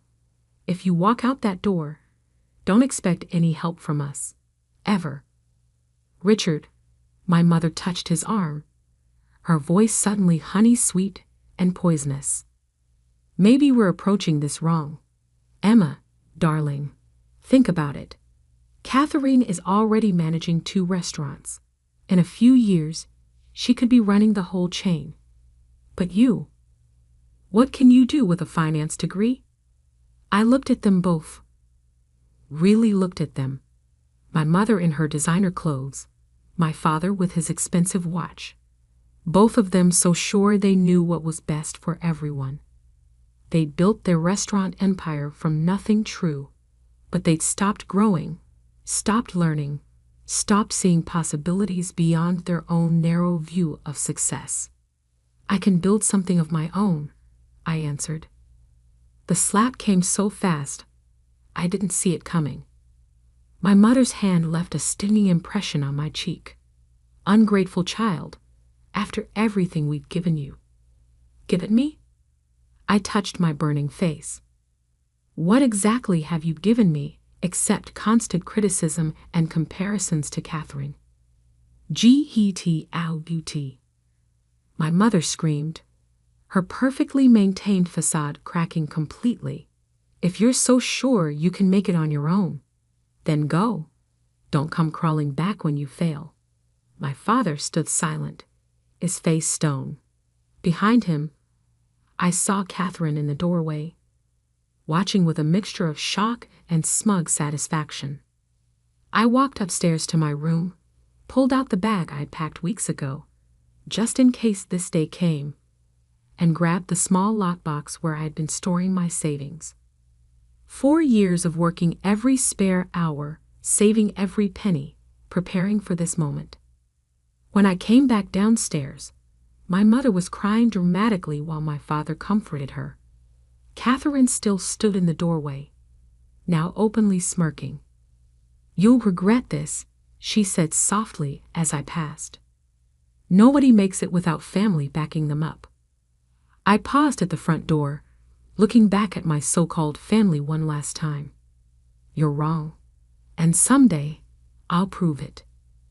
That night, I checked into a small hotel near the bank where I worked. My manager, Mr. Harrison, had always seen something in me that my family missed. When I told him what happened, he didn't hesitate. The bank has a program, he said, for promising employees who want to further their education. Full tuition reimbursement in exchange for working here during school and 2 years after graduation. Are you interested? Was I interested? It was better than anything I had hoped for. Yes, I said firmly, I'm very interested. What my family didn't know, what they had never bothered to learn, was that I had already been taking online finance courses through the bank's training program. I had certifications in investment banking, risk management, and financial analysis. My little bookkeeping job had given me access to a world of knowledge they couldn't imagine. The next 4 years passed in a blur of classes, work, and relentless self-improvement. While Catherine posted photos of herself at restaurant openings and industry parties, I was learning how banks really worked, how money moved, how power was built. I graduated from NYU summa cum laude, with job offers from top investment firms. But I stayed at First Metro Bank, working my way up from department to department. I learned everything about bank operations, from loans to acquisitions. 10 years after my parents threw me out, I founded my own investment company, Phoenix Financial. We specialized in buying struggling banks, restructuring them, and turning them into profitable powerhouses. My family's name and their precious restaurants meant nothing in the world I now inhabited. 5 years after that, an opportunity arose that I couldn't resist. First Commonwealth Bank, my parents' primary lender, was struggling. Their stock was down, their leadership was weak, and they were ripe for takeover. I sat in my corner office, looking at the acquisition proposal on my desk. My parents had no idea that their loyal family bank was about to become mine. They had no idea that their daughter, the one they'd thrown away as useless, now controlled billions in assets. They would find out soon enough. According to the reports, the Morrison Restaurant Group had several large loans coming due. Loans they were struggling to pay thanks to Catherine's mismanagement and their own refusal to modernize. Soon, they would come begging for extensions, for better terms, for mercy from a bank they thought they knew. Instead, they would find me. I picked up the phone and dialed my chief operating officer. Janet, execute Project Homecoming. It's time to buy First Commonwealth Bank. The wheel had turned full circle. The useless daughter they'd thrown away was about to become their bank's owner. And unlike them, I understood exactly how to use that power. I opened my desk drawer and pulled out that crumpled NYU acceptance letter, the one I'd retrieved from the floor 15 years ago. I'd kept it as a reminder of where I started. Now it would serve as a reminder of how far I'd come. And my family? They were about to learn that sometimes the people you dismiss as useless turn out to be the most powerful of all. The takeover of First Commonwealth Bank went exactly as planned. The press announcement hit the morning news. Phoenix Financial acquires First Commonwealth in $2.8 billion deal. My parents wouldn't understand the significance yet. They never read the financial news. But they would soon enough. I sat in my new office at First Commonwealth's headquarters, reviewing their loan portfolio. The Morrison Restaurant Group's files lay open on my desk. 6 restaurants struggling with debt, outdated business models, and declining profits. My sister Catherine's signature was on most of the recent documents, each one showing increasingly desperate attempts to secure more funding. Ms. Williams? My assistant's voice came through the intercom. Catherine Morrison is here for her 2 p.m. meeting about the loan extensions. I smiled, remembering my sister's last words to me 15 years ago. Send her in. Catherine strutted in, designer heels clicking on the marble floor. She hadn't changed much, still perfectly groomed, still radiating that air of entitled confidence. She stopped short when she saw me, her perfectly maintained facade cracking. "Emma?" she whispered, then quickly recovered. "What are you doing here?" "Hello, Catherine." I gestured to the chair across from my desk. "Please, sit down. We have a lot to discuss." If this is some kind of joke, she remained standing, clutching her expensive handbag like a shield. No joke. I opened the Morrison Group's file. "I see you're here to discuss extending the loans on restaurants 3 through 6. They're significantly underwater, aren't they?" The color drained from her face. You work here?" "Actually," I smiled, "I own the bank. Phoenix Financial completed the acquisition this morning. Didn't you read the news?" She sank into the chair, her legs seemingly giving out. "That's impossible. You're nothing. You ran away." "I didn't run away, Catherine. I built something. Something much bigger than a chain of overpriced restaurants. I pulled out the latest financial reports. Speaking of which, let's discuss these numbers. They're quite concerning. These meetings are supposed to be with Mr. Anderson, she protested weakly. Mr. Anderson retired this morning. All major loan decisions now go through me. I studied my sister's face as the reality of her situation sank in. You're 3 months behind on payments for 4 locations. Your revenue is down 40% year over year. And I pulled out another document. You've been hiding losses from our loan officers. That's fraud, Catherine. She straightened in her chair, trying to summon her old arrogance. You wouldn't dare call in our loans. We're family. Family? I laughed softly. Isn't that what you said the night I left? Nobody makes it without family backing them up.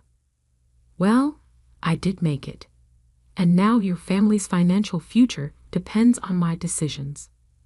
I'll tell Mom and Dad, she threatened. They won't stand for this. Please do. I handed her a business card. In fact, I'd like all of you to come to a meeting tomorrow at 9 a.m. We need to discuss the future of the Morrison Restaurant Group. Catherine stood up, shaking with rage. You planned this. All these years, you were just waiting for revenge. No, Catherine. I built an empire while you were coasting on our parents' success. The fact that I now control your loans? That's just poetic justice. After she stormed out, I called my assistant.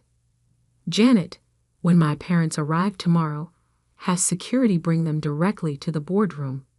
I think it's time for a proper family reunion.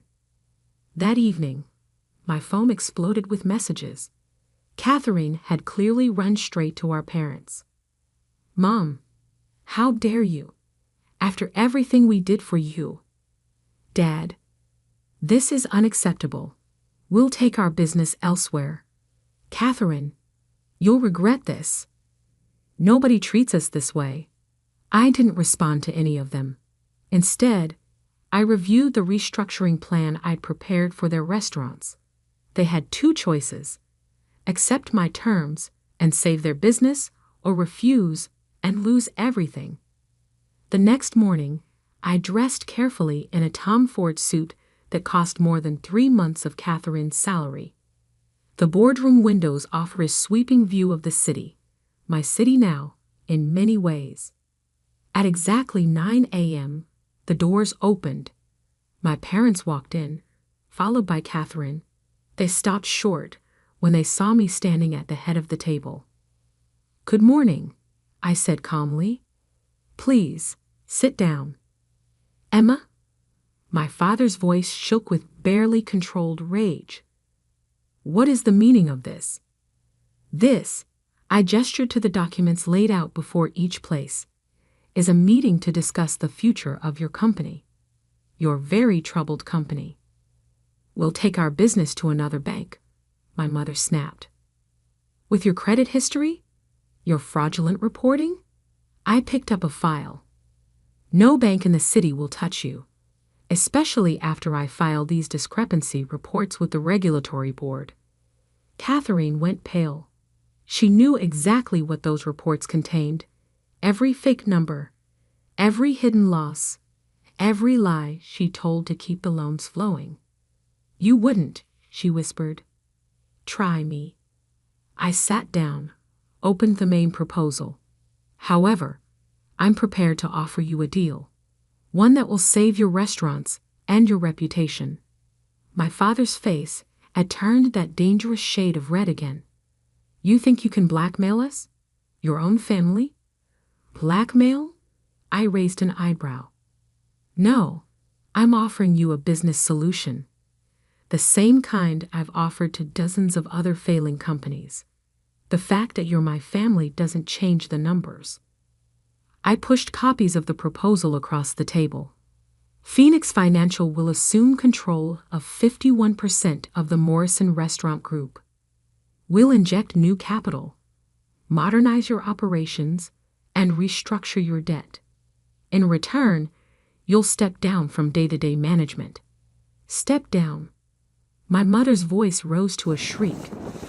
This is our company. Not anymore, I replied calmly. Right now. It's a failing company drowning in debt. I'm offering you a chance to save what's left. Catherine was frantically flipping through the proposal. This would make you our boss. Yes, I agreed. Ironic, isn't it? The useless daughter you kicked out now controls your financial future. My father stood up so quickly his chair fell backward. You ungrateful little. Careful. I cut him off. Remember where you are. Remember who owns this building, this bank, and soon, your restaurants. He froze, finally seeing me clearly. Not as his disappointing younger daughter, but as the powerful executive I'd become. Why? My mother asked, tears streaming down her face. Why do this to us? I stood up slowly, placed my hands on the table. Because 15 years ago, you threw me away like I was nothing. You were so sure I would fail without your support. Instead, I built something greater than anything you could imagine. I walked to the window, looked out at the city. Your choice is simple. Accept my offer and save your legacy, or refuse and lose everything. You have until the end of business today to decide. You can't do this, Catherine protested weakly. I turned back to them, smiled coldly. I already have. The papers are drawn up. The board is waiting for your response. The only question is whether you're smart enough to take the deal. As they sat there, staring at the documents that would change everything, I thought about that night 15 years ago, about the daughter they'd thrown away as useless, about how power shifts when you least expect it. One more thing, I added as I walked to the door. When you make your decision, remember this. I learned everything I know about business by watching you. The only difference is, I learned from your mistakes instead of repeating them. I left them there, surrounded by papers that proved just how far their useless daughter had come. The wheel had turned full circle, and now they had to choose. Accept my authority or lose everything they built. Either way, I had already won. They signed the papers at 4:59 p.m. I watched from my office as my father's hand trembled slightly, signing away control of the empire he built. My mother dabbed at her eyes with an expensive handkerchief while Catherine stared blankly at the wall, her perfect world completely shattered. Congratulations, my lawyer said smoothly, gathering the documents. Phoenix Financial is now the majority owner of the Morrison Restaurant Group. What happens now? My father asked, his voice hollow. I stood up from behind my desk. Now we save your company, whether you like it or not. The next few weeks were a whirlwind of changes. I brought in my own management team to audit every aspect of the restaurant chain. The results were worse than even I had expected. They've been operating on an outdated business model for years, Janet reported, spreading spreadsheets across my desk. No online presence, no modern marketing, no adaptation to changing customer preferences. It's like they're stuck in 1995. Catherine's been hiding the real numbers, my CFO added. They're not just underwater, they're drowning. Without our intervention, they would have collapsed within 6 months. I nodded, unsurprised. My sister had always been better at appearances than actual management. Start the restructuring. Full modernization, complete menu overhaul, new marketing strategy, and schedule a full board meeting for next week. The board meeting was the first time I'd seen my family since they signed the papers. They sat at the far end of the table, looking small and defeated. Catherine had lost her designer polish. There were shadows under her eyes, and her clothes looked rumpled. The Morrison Restaurant Group is fundamentally sound, I began, standing at the head of the table. The brand has value, the locations are prime, and there's a loyal customer base. The problem isn't the business, it's how it's been run. I clicked through slides showing the changes we planned. Modern point-of-sale systems, updated menus focusing on local ingredients and current food trends, a robust online ordering platform, and a complete marketing overhaul. This isn't what our customers want, my father interrupted. They come to us for traditional.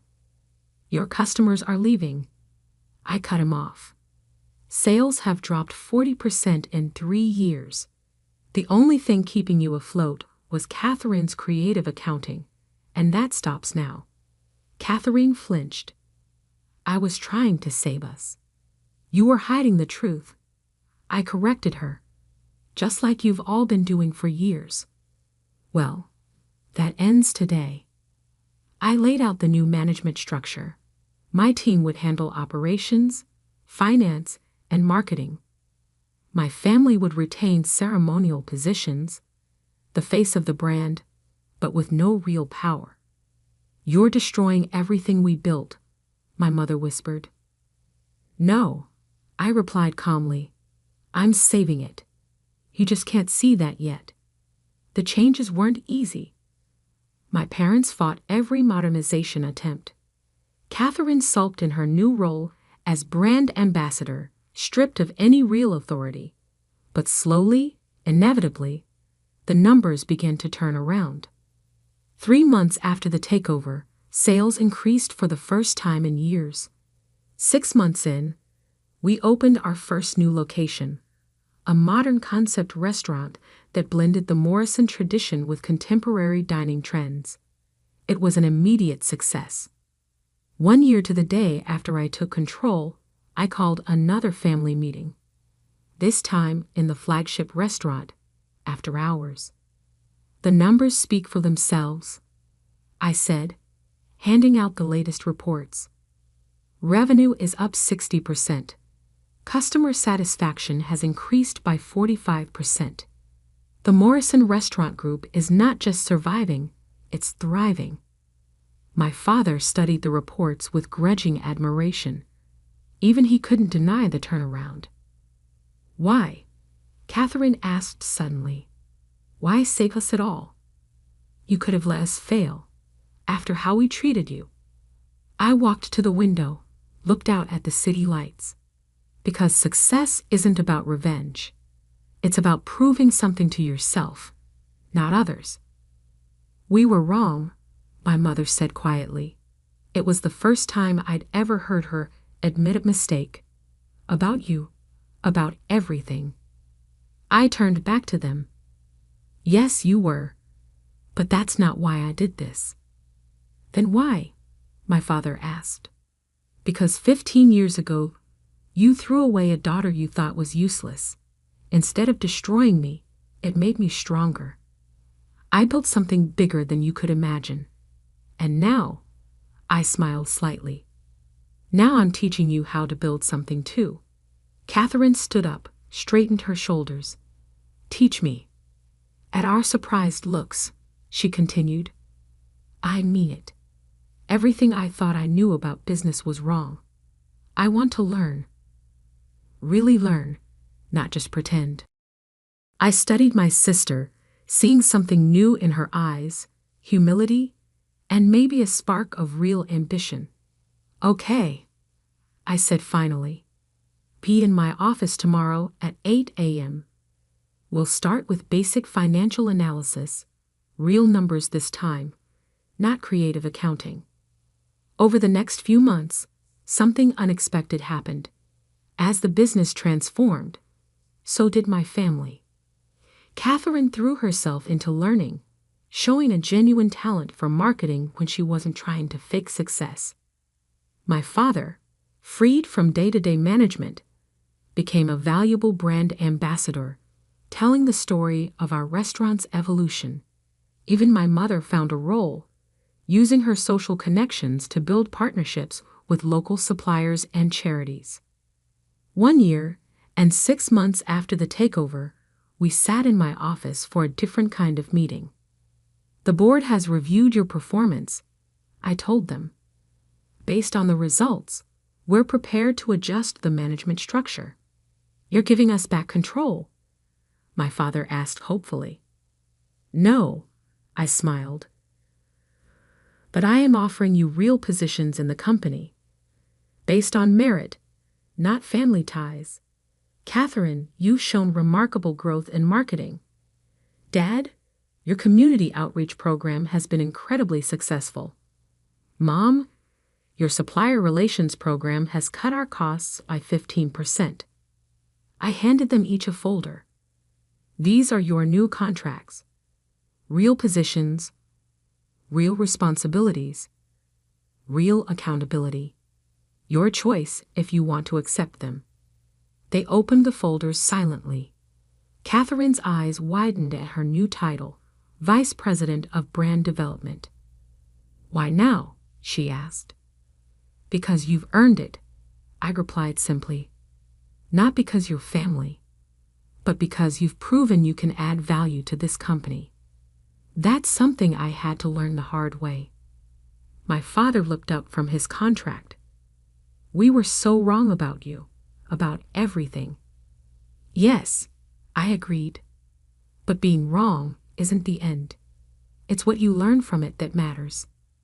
I stood up, walked to my window, the same window where I'd stood the day I took control of their company. 15 years ago, you kicked out a daughter you thought was useless. Today, that daughter is offering you a chance to be part of something bigger than yourselves. The question is, are you ready to learn? They signed the contracts without hesitation. Not out of desperation this time, but with a new understanding of what it means to earn success. The useless daughter they'd thrown away had become not just their savior, but their teacher. And maybe that was the greatest revenge of all.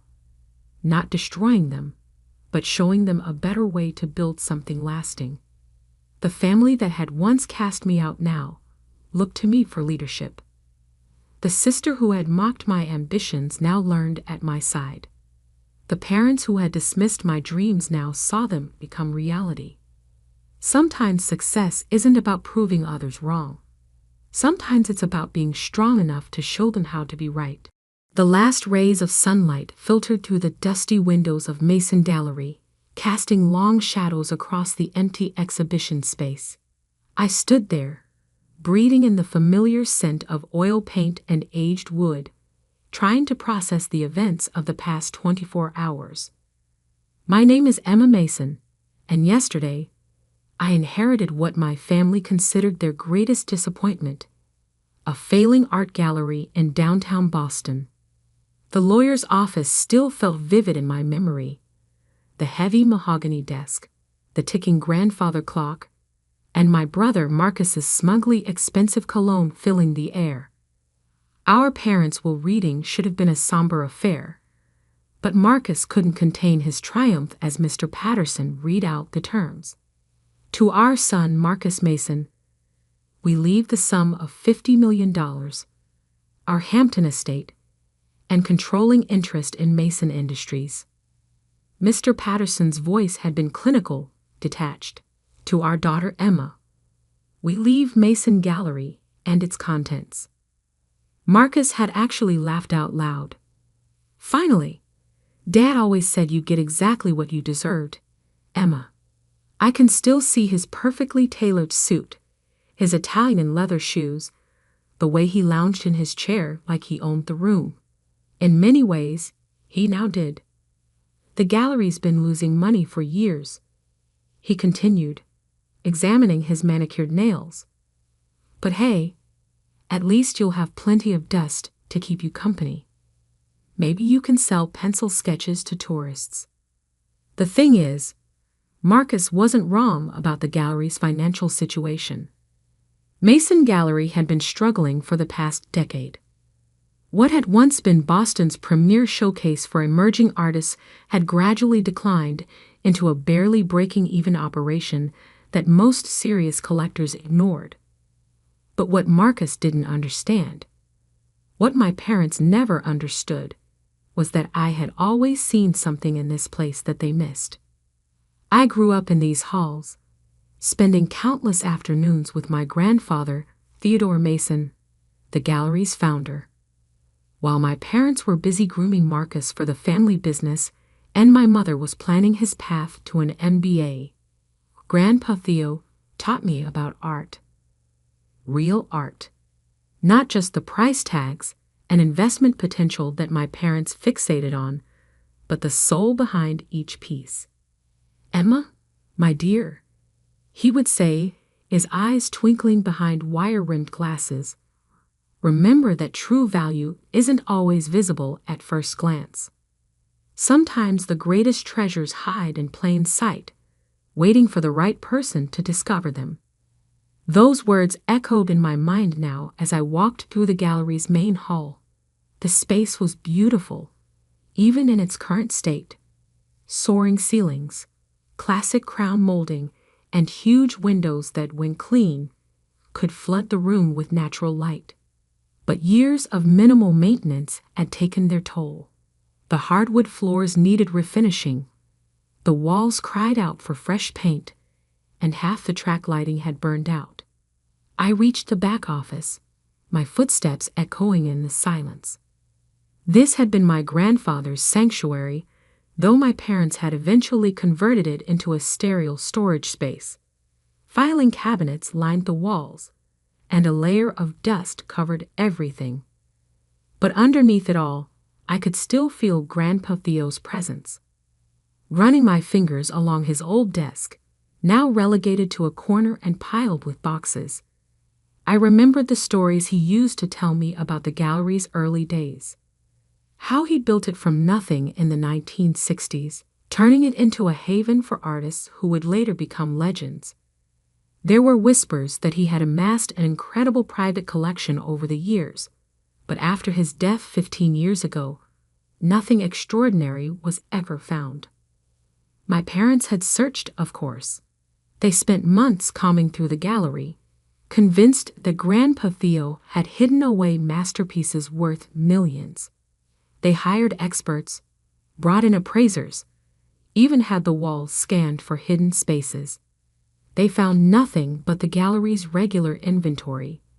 Decent pieces, but nothing that would make headlines. Eventually, they gave up.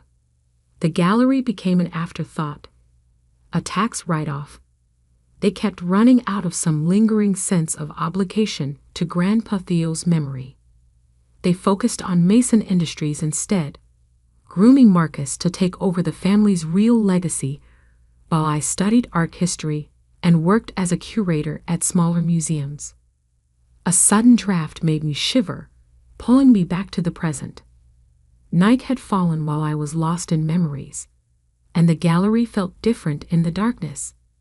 The shapes of sculptures threw strange shadows on the walls, and the few paintings still on display seemed to watch me with knowing eyes. I was about to leave when something caught my attention, a slight unevenness in the floorboards near Grandpa Theo's desk that I had never noticed before. Kneeling down, I ran my hands over the wood. There was definitely something off about the pattern, a subtle irregularity that seemed intentional rather than the result of age. My heart started beating faster as I remembered another of Grandpa Theo's favorite sayings. The best hiding place is one that looks like it's trying to hide something else. I spent the next hour examining every inch of that floor and the surrounding area. Just when I was about to give up, my fingers found it.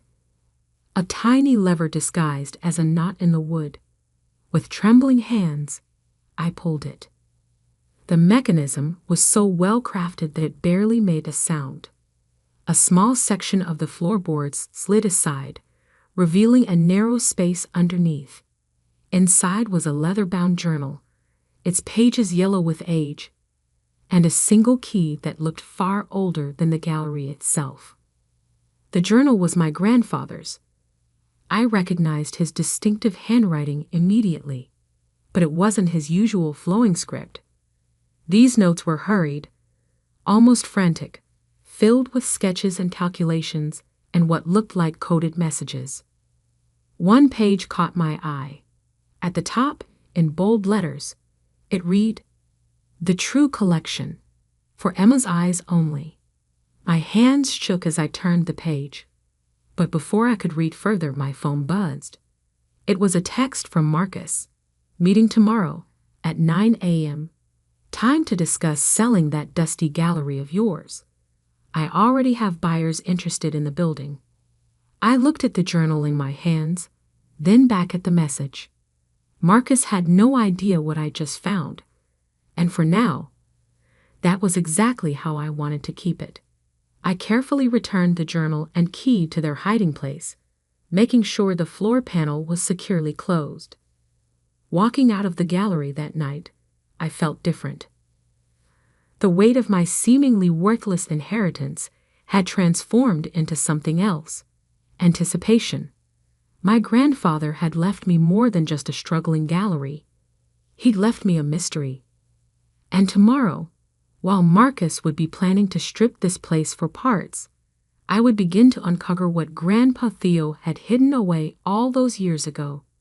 I locked the gallery's front door, the key feeling more significant in my hand than ever before. Looking up at the building's elegant facade, I smiled, remembering Grandpa Theo's words one last time. "Patience, Emma. The best stories take time to unfold." He was right.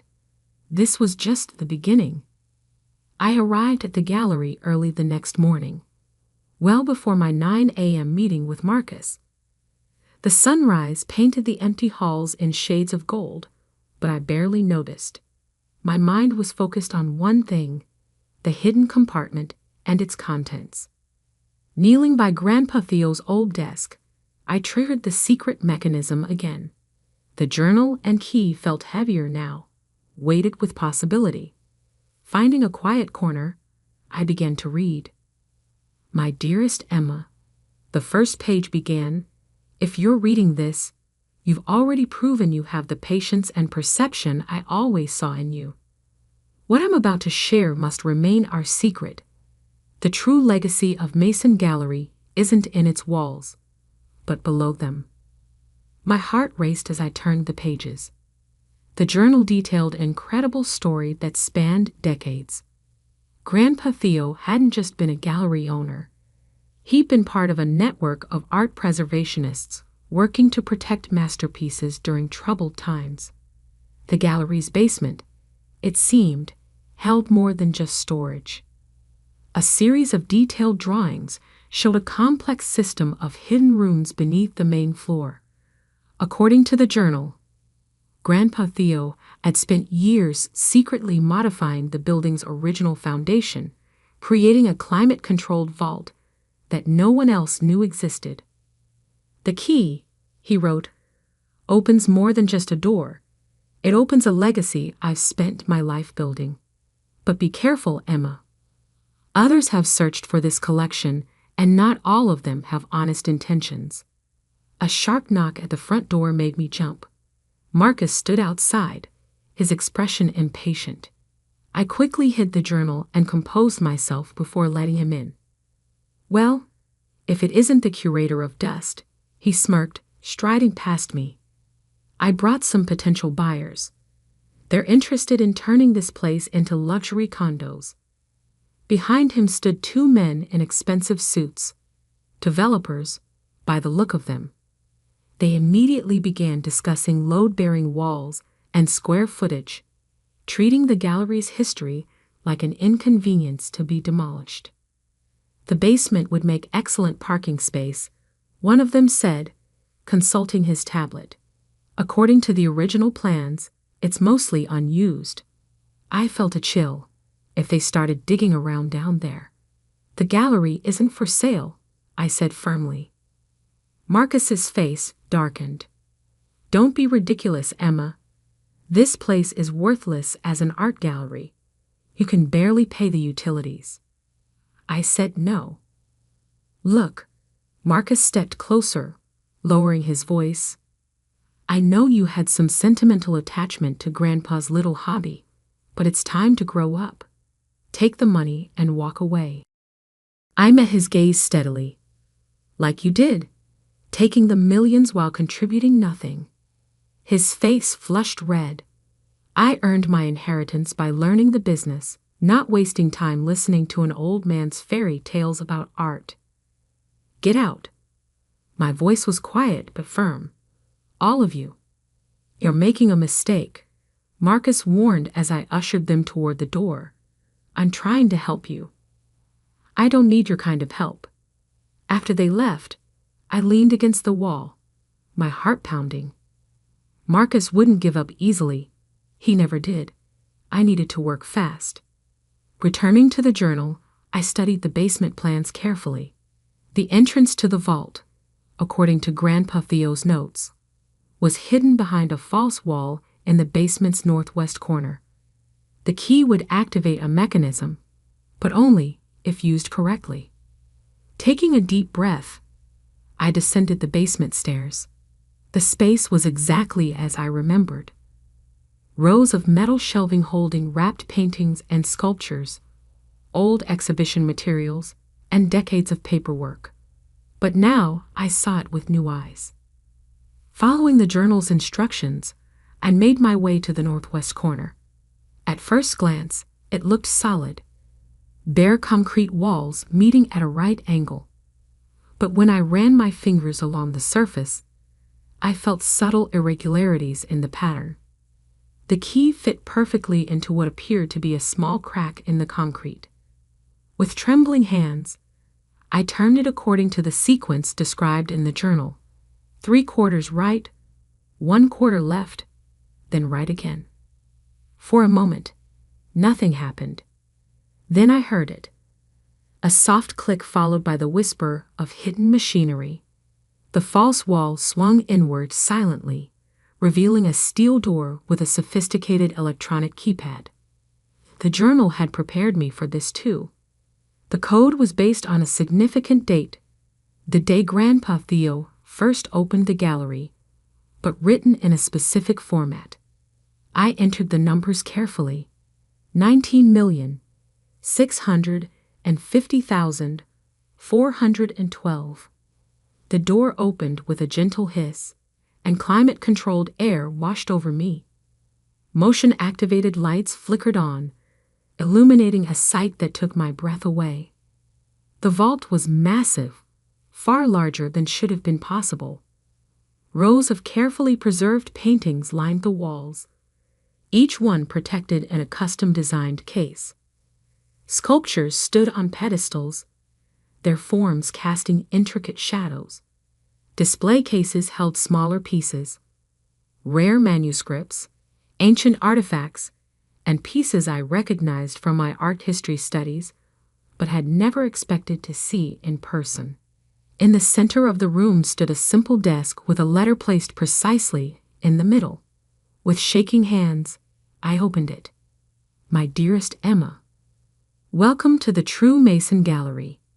What you see around you is the work of a lifetime.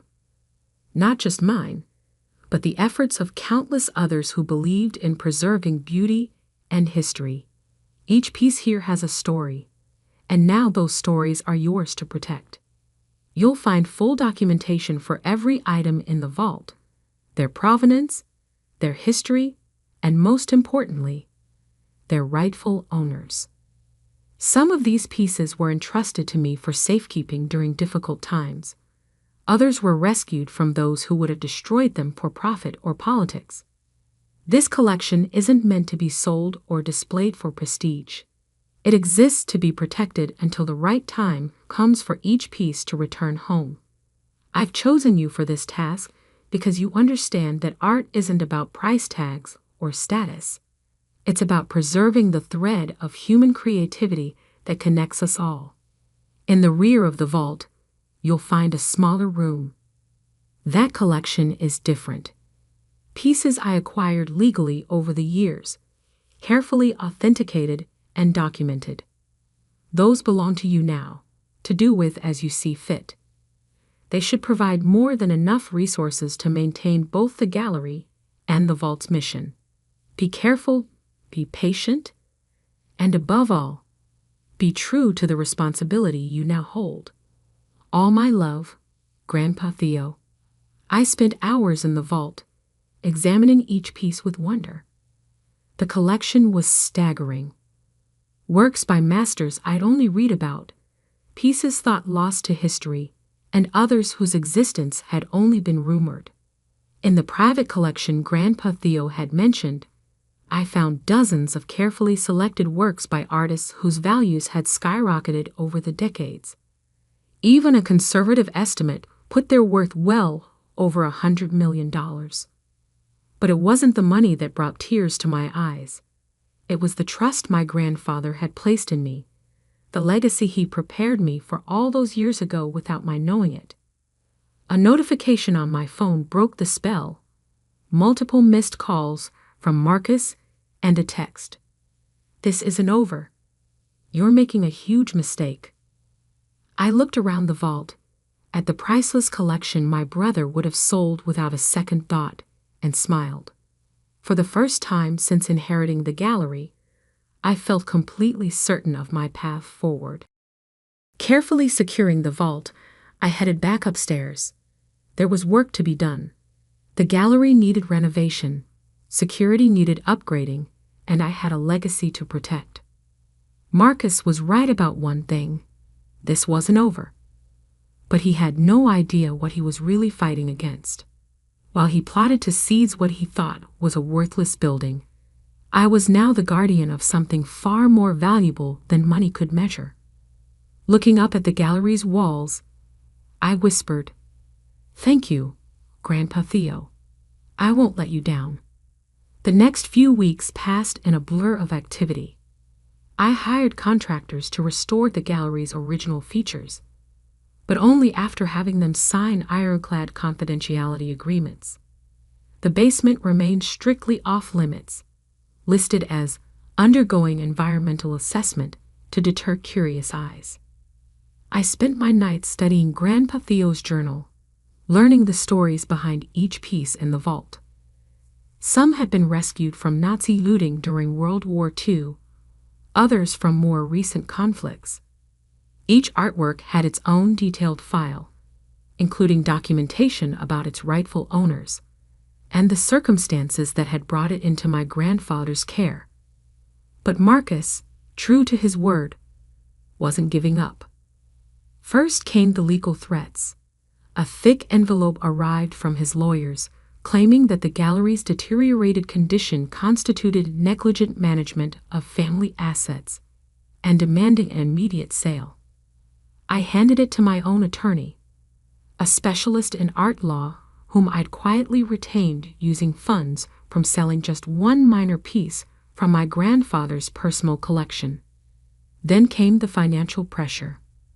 Marcus used his connections to interfere with the gallery's insurance, its utility services, even its property tax assessment. Each time, I countered his moves using resources he didn't know I had. The turning point came on a rainy Tuesday morning. I arrived at the gallery to find Marcus waiting with two men I didn't recognize. "These gentlemen are from the Boston Historical Society," he said, his smile sharp as a razor. "They're very interested in examining the building's original foundation. Apparently, there are concerns about structural integrity." I knew instantly they weren't from any historical society. The way they carried themselves, the subtle bulges under their jackets. These were private investigators, or worse. "The gallery is closed for renovations," I said firmly. "Any inspections need to be scheduled through proper channels." One of the men stepped forward. "We have authorization to leave." I cut him off, "or I'll call the actual authorities." After they left, Marcus lingered. "What are you hiding, Emma? There's something in this building worth protecting, isn't there? Something Grandpa Theo left behind." "The only thing I'm protecting is this gallery's future," I replied. "Why can't you accept that?" His expression darkened. "Because I know you. You were always his favorite, always listening to his stories." He must have told you something, left you some clue. The clue was in plain sight, Marcus. You just never cared enough to look. That night, I knew I had to accelerate my plans. Marcus was getting desperate, and desperate people make dangerous choices. I spent hours in the vault, carefully documenting everything. Then I made 3 phone calls, one to an old friend at the FBI's art crime team, one to a contact at Interpol, and one to the world's leading expert in art repatriation. 2 days later, Marcus made his move. I was working late when I heard the basement door open. Security cameras showed 3 men in dark clothing making their way down the stairs. Marcus wasn't with them, but I had no doubt who had sent them. Calmly, I pressed the silent alarm. Not the gallery's regular system, but a special one I'd had installed that connected directly to law enforcement. Then I made my way to the basement. The men were already at the northwest corner, examining the wall with professional equipment. They'd barely glanced at me when I entered. "Looking for something?" I asked. "Lady, just walk away." One of them growled. "This doesn't concern you." Actually, I smiled. It concerns me very much. So do the federal agents who just surrounded the building. As if on cue, voices boomed from above. "FBI. This is a federal art crimes investigation. Everyone remain where you are." What followed was a blur of activity. The would-be thieves were arrested. Marcus, tracked through their phones, was picked up at his home. The search warrants revealed everything: his hired thugs, his plans for the gallery, even his connections to certain unscrupulous collectors who trafficked in stolen art. But the real surprise came the next morning. I had arranged for a special meeting at the gallery. Present were representatives from museums and cultural institutions around the world, along with officials from various governments. Together, we descended into the vault. Their gasps echoed off the walls as the lights revealed the collection. Tears flowed as long-lost masterpieces were rediscovered. Museum directors hugged each other as pieces thought destroyed were found perfectly preserved. I shared everything: Grandpa Theo's documentation, his detailed records, the stories of how each piece had come into his care. Over the next year, we would work together to repatriate every artwork to its rightful place, earning the gallery international recognition, not for what it possessed, but for what it returned. Marcus watched it all unfold from behind bars, his reputation and freedom lost to his own greed. The evidence found in his home had implicated him in other art trafficking schemes, ensuring he'd have plenty of time to reflect on his choices. As for the gallery itself, I used part of Grandpa Theo's personal collection to establish a foundation dedicated to protecting and preserving art during times of conflict. The gallery became a center for education and advocacy, teaching future generations about the importance of cultural heritage. 1 year to the day after discovering the vault, I stood in the newly renovated main hall. The space was filled with light, the original architectural details restored to their former glory. A special exhibition was opening, not of precious masterpieces, but of works by emerging local artists, just as Grandpa Theo had showcased when he first opened the gallery. In my office, once Grandpa Theo's sanctuary, I keep 2 things on my desk. The first is his journal, a reminder of the legacy he entrusted to me. The second is a small news clipping from the day Marcus was sentenced, not out of spite, but as a reminder that true value isn't found in what you can take, but in what you choose to protect. The gallery still bears the Mason name, but it stands for something different now. Not just a family legacy, but a commitment to preserving art for future generations. Every day, as I walk through these halls, I feel Grandpa Theo's presence, and I know he would be proud. Sometimes, late in the evening when the gallery is quiet, I think about that moment when I first found the hidden compartment in the floor. How close I came to giving up, to letting Marcus turn this place into just another luxury development. But Grandpa Theo had taught me well. The greatest treasures aren't always visible at first glance, and some things are worth far more than their market value. The vault beneath the gallery is empty now, its contents returned to their rightful homes around the world. But the space remains, ready if ever needed again, a secret chamber waiting to protect the next piece of history that needs saving. And sometimes, when young artists visit the gallery, their eyes shining with the same passion I once saw in Grandpa Theo's, I share with them his favorite saying: true value isn't always visible at first glance. Sometimes the greatest treasures hide in plain sight, waiting for the right person to discover them. They never know that I'm not just talking about art. The gallery that everyone thought was worthless turned out to be priceless, not because of what it contained, but because of what it stood for: a legacy of protection, preservation, and the understanding that some things are worth more than all the millions in the world. Marcus may have gotten the money in our parents' will, but I got something far more valuable: a purpose, a mission, and the chance to prove that sometimes the best revenge isn't getting even, but doing what's right.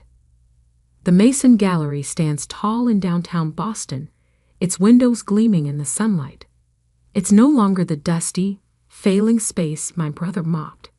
It's a beacon of hope, a guardian of culture, and a testament to the fact that true worth often lies far deeper than the surface. And me? I'm no longer just Emma Mason, the disappointment who got the worthless inheritance. I'm the protector of a legacy that spans generations, the keeper of a tradition that values preservation over profit, and the proof that sometimes the best things in life really do come covered in dust, if you just know where to look. I remember the last time I saw him like it was yesterday, not 2 years ago. Daniel, standing on the beach of our private villa in Santorini, golden in the sunset light. He turned, smiled that crooked smile I'd fallen in love with, and said he was going for one last swim before dinner. "Don't be long," I called from my lounge chair. "We have reservations at 8. "I won't," he promised. "Love you, Emma."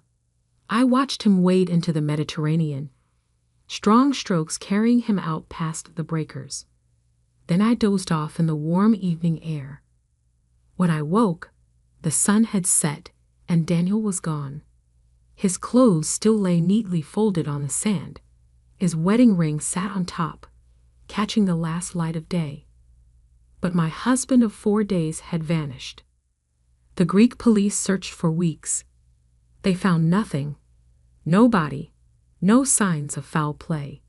Just a tragic honeymoon drowning, they said. These things happen. The current was strong that night. He must have been pulled out to sea. I didn't believe it. Daniel was an expert swimmer. He'd grown up on the California coast, spent summers lifeguarding. But what other explanation was there? His twin brother James flew out to help with the search, to handle arrangements when hope faded. He looked so much like Daniel it hurt to be near him. Same dark hair and green eyes, same height and build. But James was quieter, more serious. Where Daniel had been all charm and easy laughter, James was contained, careful. "I'm sorry," he'd said when the police finally called off the search. "I know how much he loved you." Did he? Sometimes I wondered if anyone had really known Daniel, even me, his wife of exactly 4 days. Now 2 years later, I sat across from James in a coffee shop, staring at the letter that had shattered everything I thought I knew about my marriage. "When did you get this?" My voice sounded strange to my own ears. "Yesterday." James looked as shell-shocked as I felt. It was forwarded from my old address. Postmark is from Brazil. I read the letter again, Daniel's familiar handwriting swimming before my eyes. Dear James, if you're reading this, you've probably been taking care of Emma, just like I knew you would. Always the responsible twin, cleaning up my messes. Well, here's one last mess for you. I'm not dead, obviously. But I needed everyone to think I was. You see, I'd gotten myself into some trouble. The kind that doesn't go away with a few apologetic phone calls and borrowed money. The kind that ends with broken kneecaps, or worse. I know what you're thinking. Why get married then? Why drag Emma into it? Truth is, I needed her. Or rather, I needed her money. That trust fund she inherited from her grandmother. Well, let's just say it came in handy. Don't worry. I left enough to raise the baby. Oh yeah, surprise. Emma's pregnant. About 6 weeks along when we left for Greece. She probably doesn't know yet. Take good care of them both. It's the least you can do, considering you've been in love with her since the day I introduced you. Consider this my last gift to you, brother.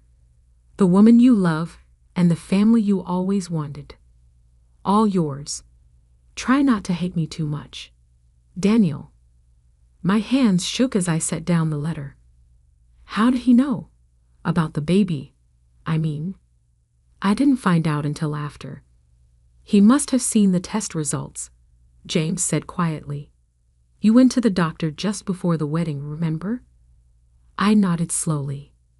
The routine physical my insurance had required before adding Daniel to my policy.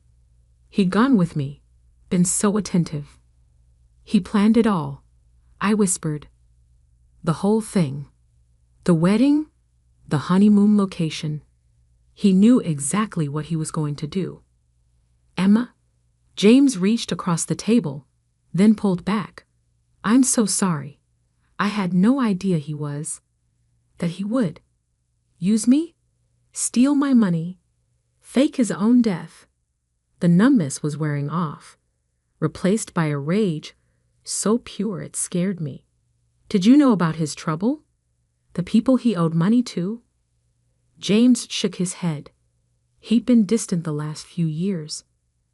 Moving around a lot, never staying in one place too long. But he seemed different with you. Settled. Happy, I thought. He laughed bitterly. I thought you changed him. No one changes Daniel, I said, the truth of it hitting me fully. He just changes masks. My son Lucas chose that moment to stir in his stroller beside me. Almost 18 months old now, he was the spitting image of his father, of both his father and his uncle. Same dark hair, same green eyes, same dimple in his left cheek when he smiled. James looked at Lucas, pain crossing his features. He's right about one thing. I have been in love with you. Since that first dinner when Daniel brought you home. Stop. I held up a hand. I can't deal with that right now. He nodded, understanding as always.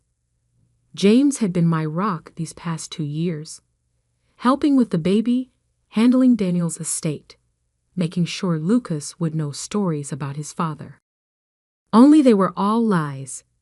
Every memory, every story, every moment of grief, based on a carefully constructed fiction. What do you want to do? James asked quietly. About Daniel? The money? The fact that my entire marriage was a con. I laughed, the sound edged with hysteria. I have no idea. We should go to the police. And tell them what? That my dead husband sent a letter confessing to fraud. That he's alive somewhere in Brazil. They'll think we're crazy. We have proof. The letter, the postmark, and there must be a trail. Bank records, travel documents. No, I said it more sharply than I intended. No police. Not yet. First, I want answers. Emma. He stole 2 years of my life, James. Made me grieve for him while he was probably living it up on my money. Made me tell our son his father was dead. My voice broke. I want to know why. Really why. Not just the excuse he put in that letter. It's too dangerous. If he really was in trouble with the kind of people who break kneecaps, then I'll be careful. I met his concerned gaze. Will you help me? He sighed, running a hand through his hair just like Daniel used to do. You know I will. Whatever you need. Good, because I think I know where to start. James raised an eyebrow. Where? The last place anyone would look for a dead man. I pulled out my phone, already searching flights. Greece, where it all began. Emma, no. It's been 2 years. There won't be any trail left to follow. That's what everyone thought then too. But look at this. I turned my phone to show him an Instagram post. A sunset shot of a familiar beach villa. Our honeymoon rental. The owner just posted this yesterday. Notice anything strange? James leaned closer, squinting at the image.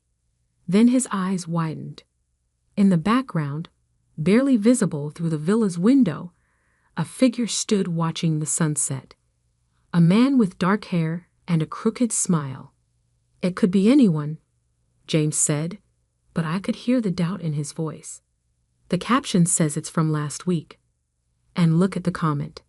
I scrolled down. Someone asked about the man in the window. The owner replied that it must be a trick of the light. The villa's been empty for renovation.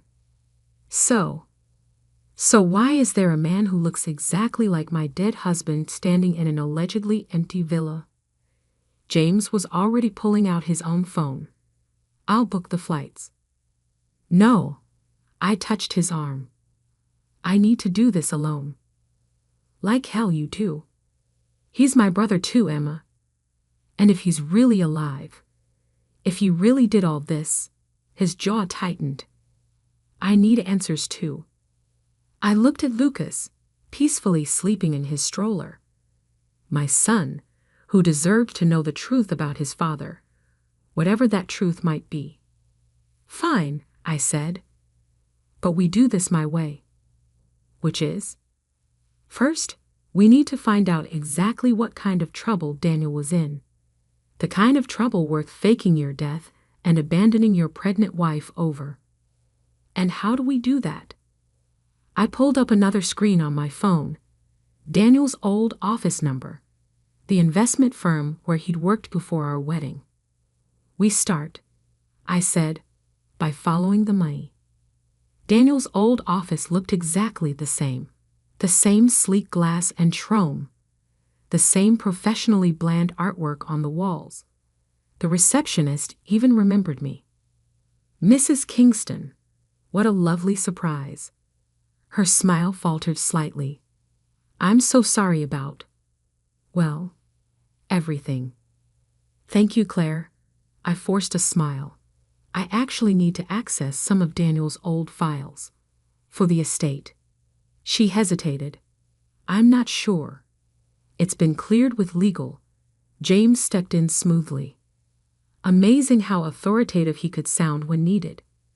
They're expecting us. 10 minutes later, we sat in a conference room with Daniel's personnel file and archived emails. The official story was that we were finalizing estate matters. The truth was, we were looking for any hint of what had driven Daniel to such elaborate deception. Look at this, James murmured, sliding a paper across the table. 3 months before your wedding, he transferred nearly $1 million to an offshore account.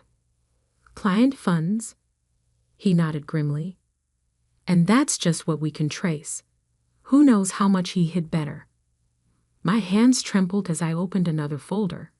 Inside were client complaints, dozens of them, all claiming missing funds, unauthorized trades, vanished investments. All quietly settled by the firm to avoid scandal. They knew, I realized. The firm knew he was stealing, but they covered it up, probably hoping he'd pay it back before anyone noticed. James was scrolling through emails on his laptop, but he just kept digging deeper. How much? In total? From what I can piece together, at least 5 million. Maybe more. I felt sick. The trust fund Daniel had accessed after our wedding, my inheritance from Gran, had been almost exactly that amount. He married me for the money, I whispered, to pay back what he'd stolen. Emma? James reached for my hand, then stopped himself. Always so careful with boundaries, even now. No, it's fine. I need to face this. I squared my shoulders. We have proof he committed fraud. We can take this to the police. Wait. James was staring at his screen. There's something else. Look at these emails. They were in Portuguese, but the attached photos were clear enough. Daniel, very much alive, meeting with a man I recognized from news stories about organized crime in South America. He wasn't just stealing from clients, James said quietly. He was laundering money. For them. And when he couldn't pay it back, he needed a way out, and $5 million to buy his freedom. I stood up abruptly, needing to move. So he found me, rushed the wedding, used my money to pay off his debts and disappear, leaving behind a mess that would be hidden by his death. No one looks too closely at a dead man's finances. Clever, horrible, but clever. Classic Daniel, always 3 steps ahead. The photo from Greece, I said suddenly. He's going back to check on something he left behind. James was already pulling up the villa's rental website. It's booked solid for the next month. We don't need a rental, I smiled grimly. I still have the key. 2 days later, we landed in Santorini. I'd left Lucas with my sister, promising to explain everything when I returned. The familiar white buildings and blue domes felt surreal now, tainted by memories of my fake honeymoon. The villa looked exactly the same. Same infinity pool overlooking the sea, same bougainvillea climbing the walls. Same spot on the beach where I'd last seen my husband alive. We waited until dark before using the key. Inside, everything was covered in renovation dust, except for one clear set of footprints leading to the bedroom. Someone's been here recently, James whispered. The bedroom was untouched, but something about the walls caught my eye. A slight discoloration in one corner. Help me move this. Together we pushed the heavy dresser aside, revealing a small door set into the wall. Inside was a safe. The combination? I breathed. He used our wedding date. The safe opened with a soft click. Inside was a single USB drive and another letter. Dear Emma and James, because I know you're there too. If you're reading this, you're smarter than I gave you credit for. Or maybe just more stubborn. Either way, congratulations on finding me. The drive contains everything. Proof of who I was really working for, account numbers, names, my insurance policy, in case they ever found me. Now it's yours. Use it however you want.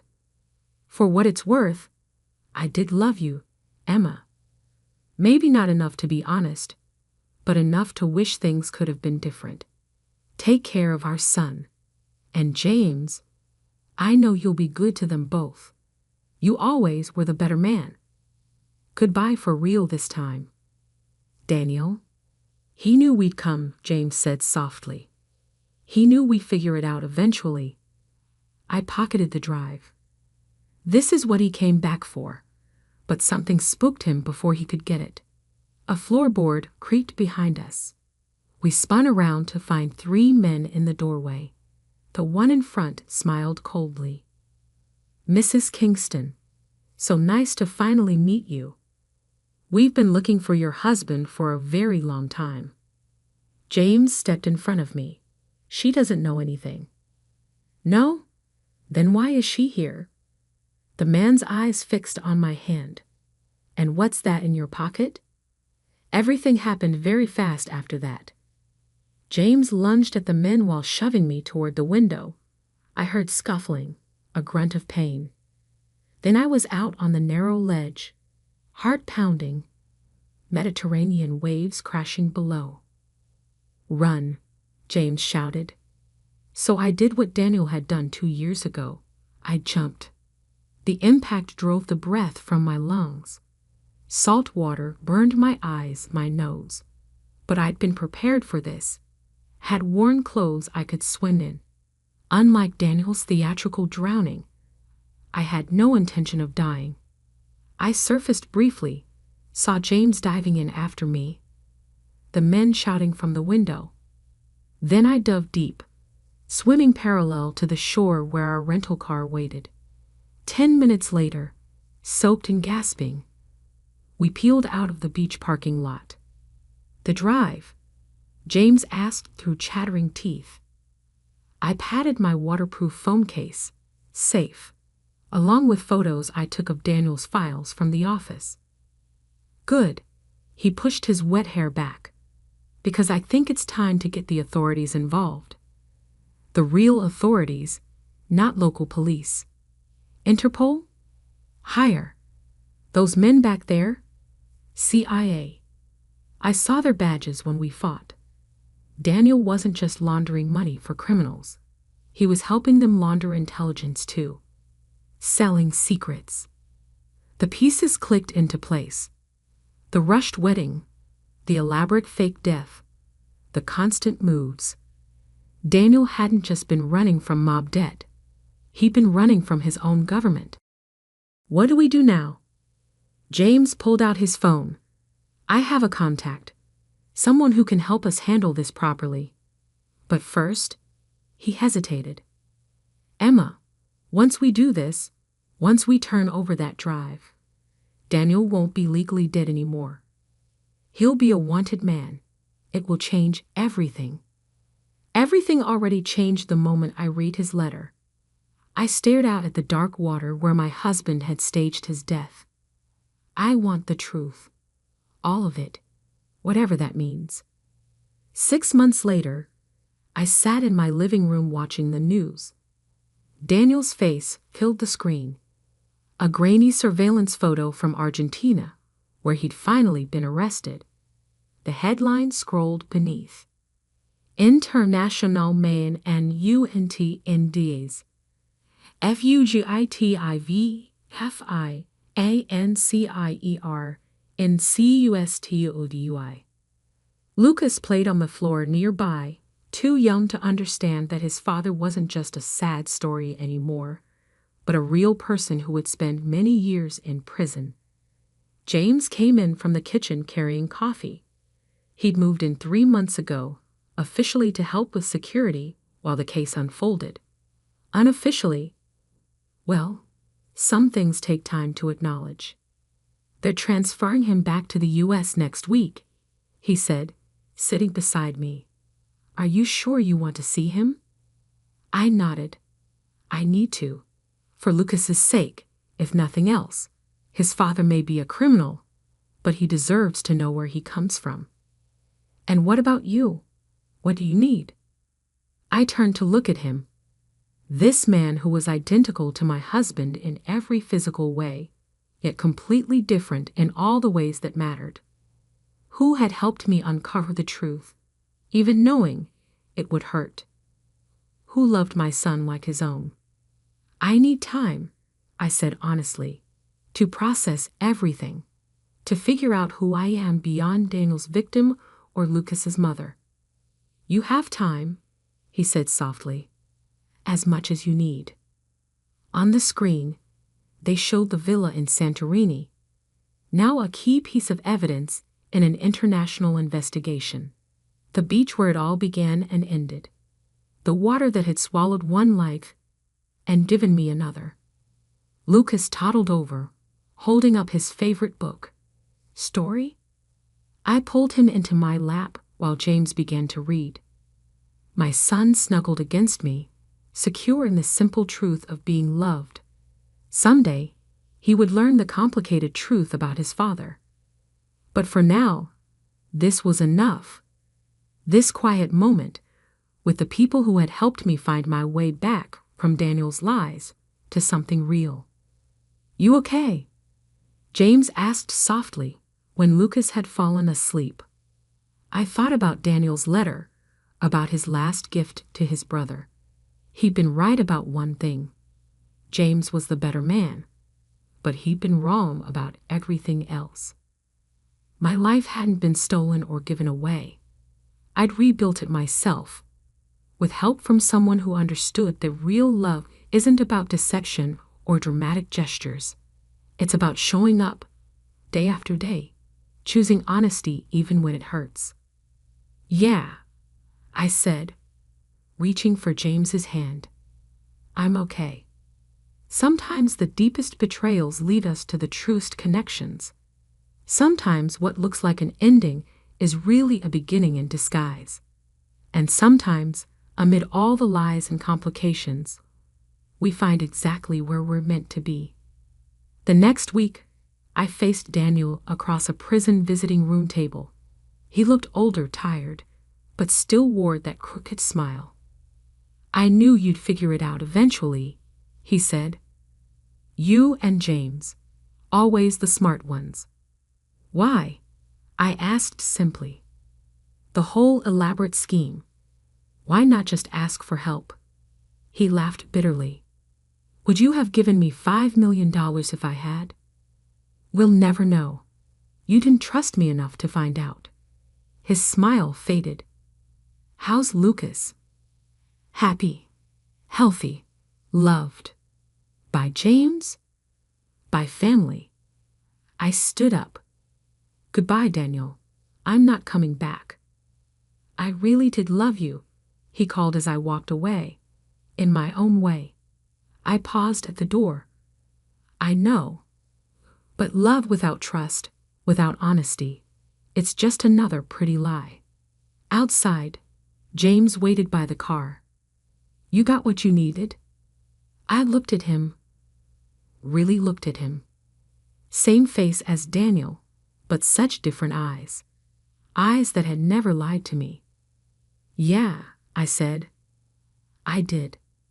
We drove home to Lucas, to our complicated but honest life, to all the truths still waiting to be discovered between us. The future stretched ahead, uncertain, but real. And sometimes, that's the greatest gift of all. The key felt heavy in my palm, its brass surface gleaming under the reception hall lights. Patricia, my new mother-in-law, beamed at us with an enthusiasm that seemed slightly forced. Consider it my wedding gift to you both, she said, pressing the key into my hand. The house is yours now. I'm starting fresh in Florida. My husband Michael stared at his mother. What? You're moving? When were you going to tell me? I'm telling you now, darling. She smoothed her silk dress, avoiding his eyes. The papers are already signed on my new condo. I leave tomorrow morning. Tomorrow, our wedding day, and she drops this bomb. But that was Patricia Chin, always doing things her own way. Consequences be damned. Mom, this is crazy. The house has been in our family for generations. And now it's yours. She smiled that enigmatic smile I'd never quite trusted. Just be careful in the attic. Some things are better left undisturbed. Before either of us could respond, she disappeared into the crowd of wedding guests, leaving us holding a key and more questions than answers. Well, I said, trying to lighten the mood, at least we don't have to house hunt. Michael didn't laugh. He was still staring after his mother, his face troubled. "Something's not right, Sarah. She's been acting strange ever since we got engaged." He wasn't wrong. Patricia had always been difficult, polite but distant with me, protective of Michael to the point of possessiveness. But lately, she'd been different, distracted, almost nervous. "Let's check out the house tomorrow," I suggested, "after she leaves." Michael nodded slowly. "Yeah, maybe we'll find some answers there." We should have known it wouldn't be that simple. Nothing with Patricia ever was. The next morning, we pulled up to the familiar Victorian house where Michael had grown up. It stood 3 stories tall, its gray-blue paint weathered, but elegant, wraparound porch still graceful despite needing repairs. I'd always loved this house, even if Patricia's presence had made visits somewhat tense. "Her card's gone," Michael noted, pulling into the driveway. "She really did leave." The house key slid into the lock smoothly, but something felt off the moment we stepped inside. The furniture was gone. All of it. The antique tables, the Persian rugs, the oil paintings that had hung on these walls for decades. Even the curtains had been removed, leaving empty windows staring at us like vacant eyes. "What the hell?" Michael moved from room to room, his footsteps echoing. "She took everything." Not quite everything, I realized, following him. The built-in bookshelves in the study still held their volumes. The kitchen cabinets contained dishes and cookware, but anything valuable, anything personal, had vanished. "Look," I called from the dining room. A single envelope lay on the built-in buffet, Michael's name written in Patricia's elegant hand. He ripped it open, reading aloud. "Dearest Michael, by now you've discovered the house is empty. I've donated most of the furniture to charity. You and Sarah will want to make the space your own anyway. Everything important is safely in Florida with me. The house is yours, free and clear. The deed is being sent to your lawyer. Please don't try to contact me for a while. I need time. All my love, Mom." "Time for what?" Michael crumpled the letter. "What is she running from?" I had no answer. We spent the next hour exploring the house, finding more questions than answers. Every closet emptied, every drawer cleared. Even Michael's childhood bedroom had been stripped bare. Then we reached the attic door. "Be careful in the attic." I remembered Patricia's warning. Some things are better left undisturbed. Michael's jaw tightened. "I'm tired of her cryptic games." He pulled the cord, and the attic stairs creaked down. The space was mostly empty, dust motes dancing in the light from the small window. A few boxes remained, labeled in faded marker. Christmas decorations, old papers, family photos. And there, in the far corner, a small wooden chest I'd never seen before. "That's new," Michael said, frowning, "or old, but I've never seen it before." We approached together, leather shoes leaving prints in the dust. The chest was made of dark wood, intricate carvings decorating its surface. No lock, just a simple brass latch. Inside, we found only one item: a leather-bound diary, its pages yellow with age. June 15, 1992. I read from the first page. "Today, I made a choice that will haunt me forever, but I had no choice. The truth would destroy everything." Michael's face went pale. "That's the year I was born." My hands trembled as I turned the page, reading further. "The baby isn't his. George can never know.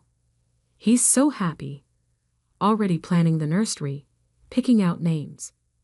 How can I tell him that one mistake, one night of weakness, means the child he's so excited about isn't actually his?" I'll take this secret to my grave. No one can ever know that Michael's real father is. Stop. Michael's voice cracked. I can't. I need air. He stumbled toward the attic stairs, leaving me holding the diary that had just shattered his world. George Chen had died when Michael was 12, a heart attack at his law office. He'd been, by all accounts, a devoted father who doted on his only son. Michael had grown up believing he was exactly like his father. Same analytical mind, same dedication to justice that had led him to become a prosecutor. But if the diary was true, I followed Michael downstairs, found him sitting on the porch steps, head in his hands. It could be a fake, I offered. Some kind of bizarre mind game. He laughed bitterly. You know my mother. She doesn't do anything without a reason. He looked up at me, eyes red. All these years, everything I thought I knew about myself. I sat beside him, taking his hand. This doesn't change who you are. Doesn't it? My whole life, I've tried to live up to my father's legacy, to make him proud. And now you're still the same person you were yesterday, the same man I married, the same dedicated prosecutor who fights for justice. He squeezed my hand but said nothing. Back in the attic, I read more of the diary while Michael paced the dusty floors. Patricia's words painted a picture of a troubled marriage, a moment of weakness with a colleague, the devastating realization of pregnancy. She'd convinced herself telling the truth would destroy her family, so she buried it deep. But there was more. August 3, 1992. Robert keeps calling. Says he has a right to know about his child. I've told him to stay away, that the baby is George's, but he won't listen. Says he'll tell George himself if I don't. I'm terrified. Robert? Michael stopped pacing. Robert who? I turned more pages, scanning entries. Wait. Here. September 1992. Robert Matthews finally agreed to stay away. The money helped. Nearly emptied my trust fund, but it was worth it to protect my family. He signed papers giving up any claim to the baby. Matthews? Michael's face went even paler.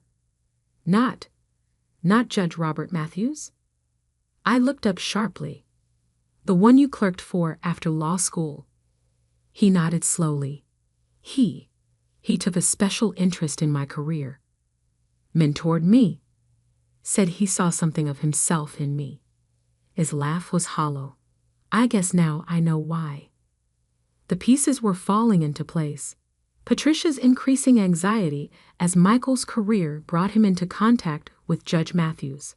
Her sudden decision to leave town just as Matthews was retiring and moving back to the area. There's more, I said quietly, still reading. She writes about watching you and Judge Matthews together during your clerkship. How guilty she felt seeing the connection between you, knowing she was the only one who understood why. Stop. Michael's voice was raw. I can't. I need to process this. We left the diary in the attic, locked up the empty house, and drove home in silence. What should have been our first day as newlyweds instead felt heavy with secrets and lies. That evening, as we sat in our apartment surrounded by wedding gifts we hadn't opened yet, Michael finally spoke. I'm going to confront her. I looked up from the thank you note I'd been pretending to write. Are you sure? I need answers. Real ones. Not just what's in that diary. He pulled out his phone. Her new address has to be on the deed paperwork, right? Michael, wait. I covered his hand with mine. Maybe we should take some time. Think this through. I've had a lifetime of lies. I'm done waiting. But when he called his lawyer, we hit our first obstacle. The deed hadn't been filed yet. No paperwork had been submitted at all. What do you mean? No paperwork? Michael demanded. She said it was all handled.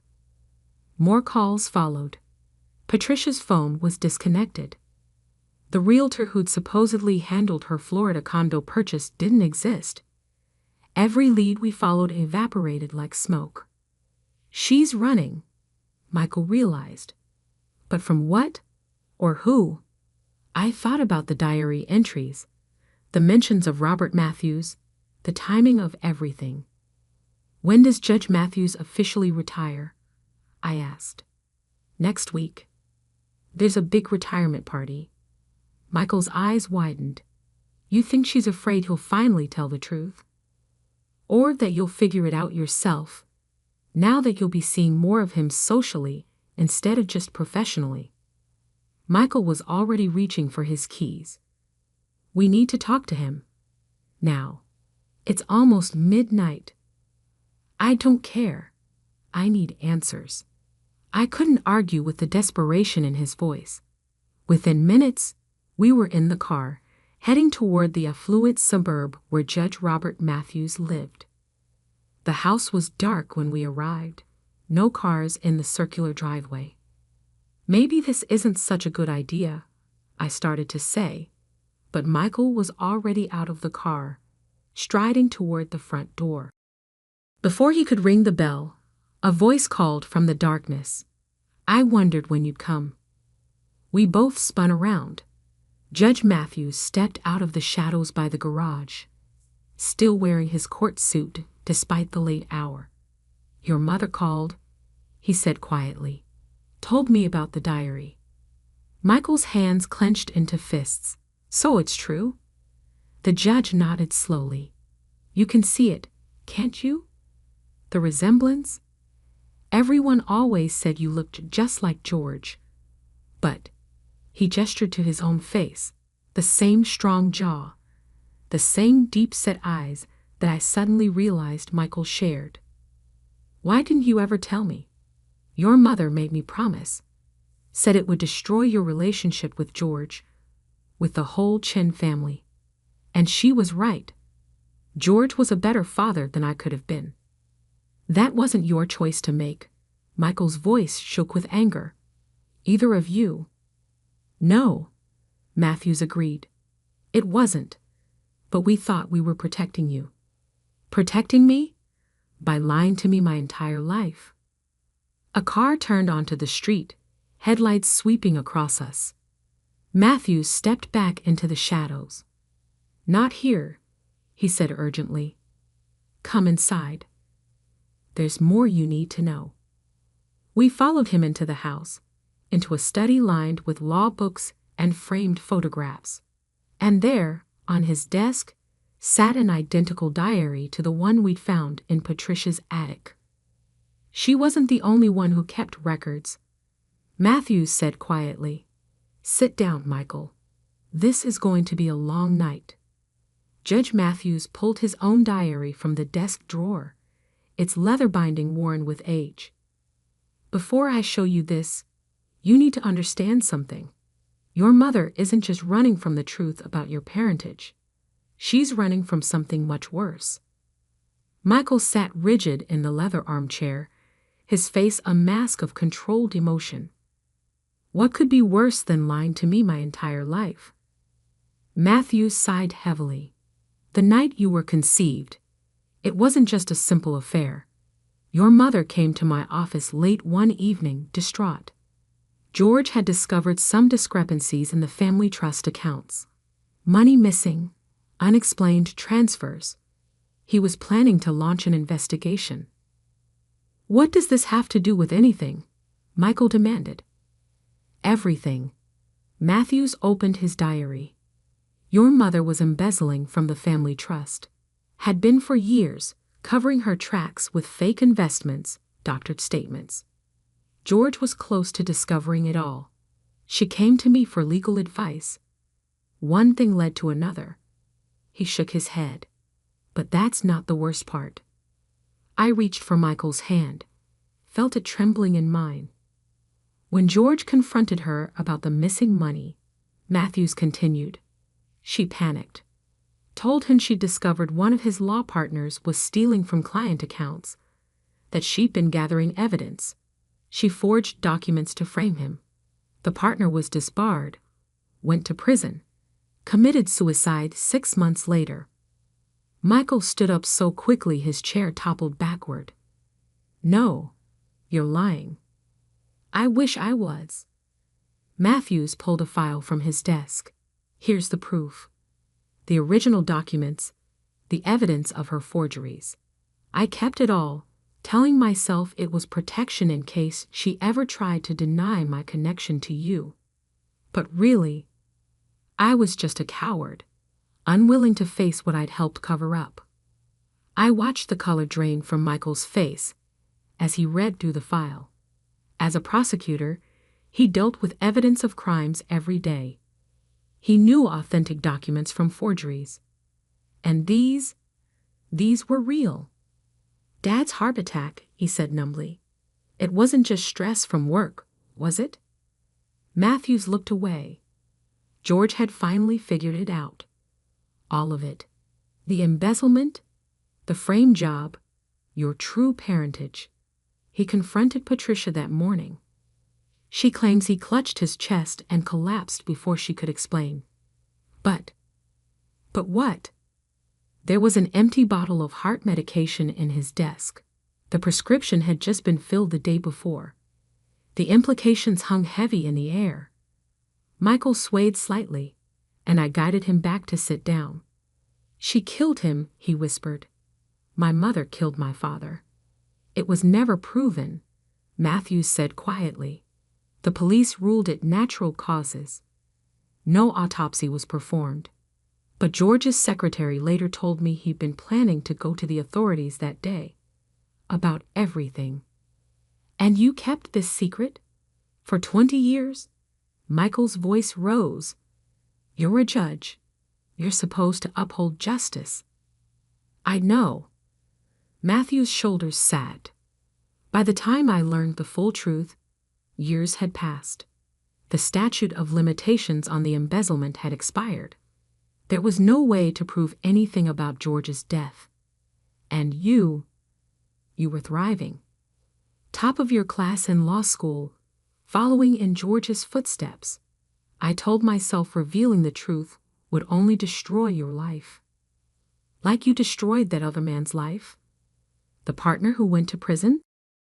Matthews flinched. I didn't know about that part until later. Much later. Patricia was very good at hiding things. Until now. I spoke for the first time. Why is she running now? Because of this. Matthews pulled up a news article on his computer. Thomas Chin is returning from Hong Kong next week. George's brother.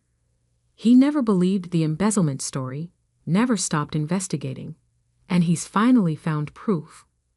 Records of where the money went, evidence of the forgeries. He's planning to present it all to the firm's board of directors. Michael leaned forward to read the article. Thomas Chin, international finance expert, returning to take over leadership of the family law firm.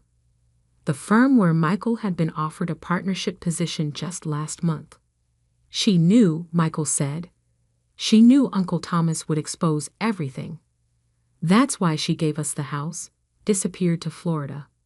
She's probably not even in Florida, is she? Matthews shook his head. She cleaned out her accounts last week. Bought a ticket to the Cayman Islands. No extradition treaty. I have to stop her. Michael pulled out his phone. Already tried, Matthews said. Her flight left 3 hours ago. The silence that followed was deafening. I watched my new husband struggle to process the avalanche of revelations. His mother a thief, and possibly a murderer. His biological father a coward who helped cover it up. His whole life built on an elaborate framework of lies. What are you going to do? I asked softly. Michael stared at the file in his hands. Proof of his mother's crimes, of the innocent man she'd framed. documents that could reopen old cases, restore a dead man's reputation, possibly even trigger a new investigation into George Chen's death. The right thing, he said finally. What Dad, what George, would have done. I'm taking this to the authorities. Matthews started to protest, but Michael cut him off. You don't get a say in this, either of you. You've done enough damage. We left Matthew's house as dawn was breaking, the file heavy in Michael's briefcase. He was quiet on the drive home, his face set in lines of determination I recognized from his toughest cases. You know this will change everything, I said gently. Your career, your position at the firm. I know, but I can't be part of covering up these lies anymore. He glanced at me. I understand if you want to. Don't you dare finish that sentence. I grabbed his hand. I married you yesterday, remember? For better or worse. This definitely qualifies as worse, but we'll face it together. The ghost of a smile touched his lips. I don't deserve you. Too bad. You're stuck with me. The next few weeks were a blur of investigators, depositions, and headlines. Michael turned everything over to the state attorney general's office, recusing himself from any involvement due to conflict of interest. The evidence was overwhelming, not just the documents from Matthews, but the diary from the attic, financial records Thomas Chen had uncovered, and eventually testimony from Matthews himself. Patricia was arrested trying to board a yacht in the Caymans. Apparently, her plan to escape hadn't been quite as foolproof as she'd thought. She refused to speak to Michael, sending only a brief note through her lawyer. I did it all for you. She still doesn't understand, Michael said, crumpling the note. Everything she did, all the lives she destroyed, it was never for me. It was all for herself. The partner she'd framed was posthumously exonerated. His family received a substantial settlement from the firm. Thomas Chen made sure of that. Judge Matthews resigned before he could be impeached, avoiding criminal charges in exchange for his testimony. Michael couldn't bring himself to forgive the man, but he understood the choice to cooperate. Sometimes justice requires hard compromises. As for us, well, we never did move into the Victorian house. Too many ghosts, too many lies embedded in those walls. We sold it and bought a small place of our own, somewhere we could build new memories untainted by the past. Michael left the firm, started his own practice specializing in financial crimes and wrongful convictions, using his knowledge of how corruption works to fight it instead of hiding from it.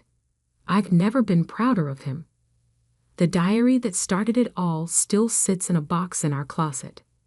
Sometimes I catch Michael staring at it, like he's trying to understand how his whole life could have been built on such an elaborate deception. You know what I think? I told him one night, about a year after everything happened.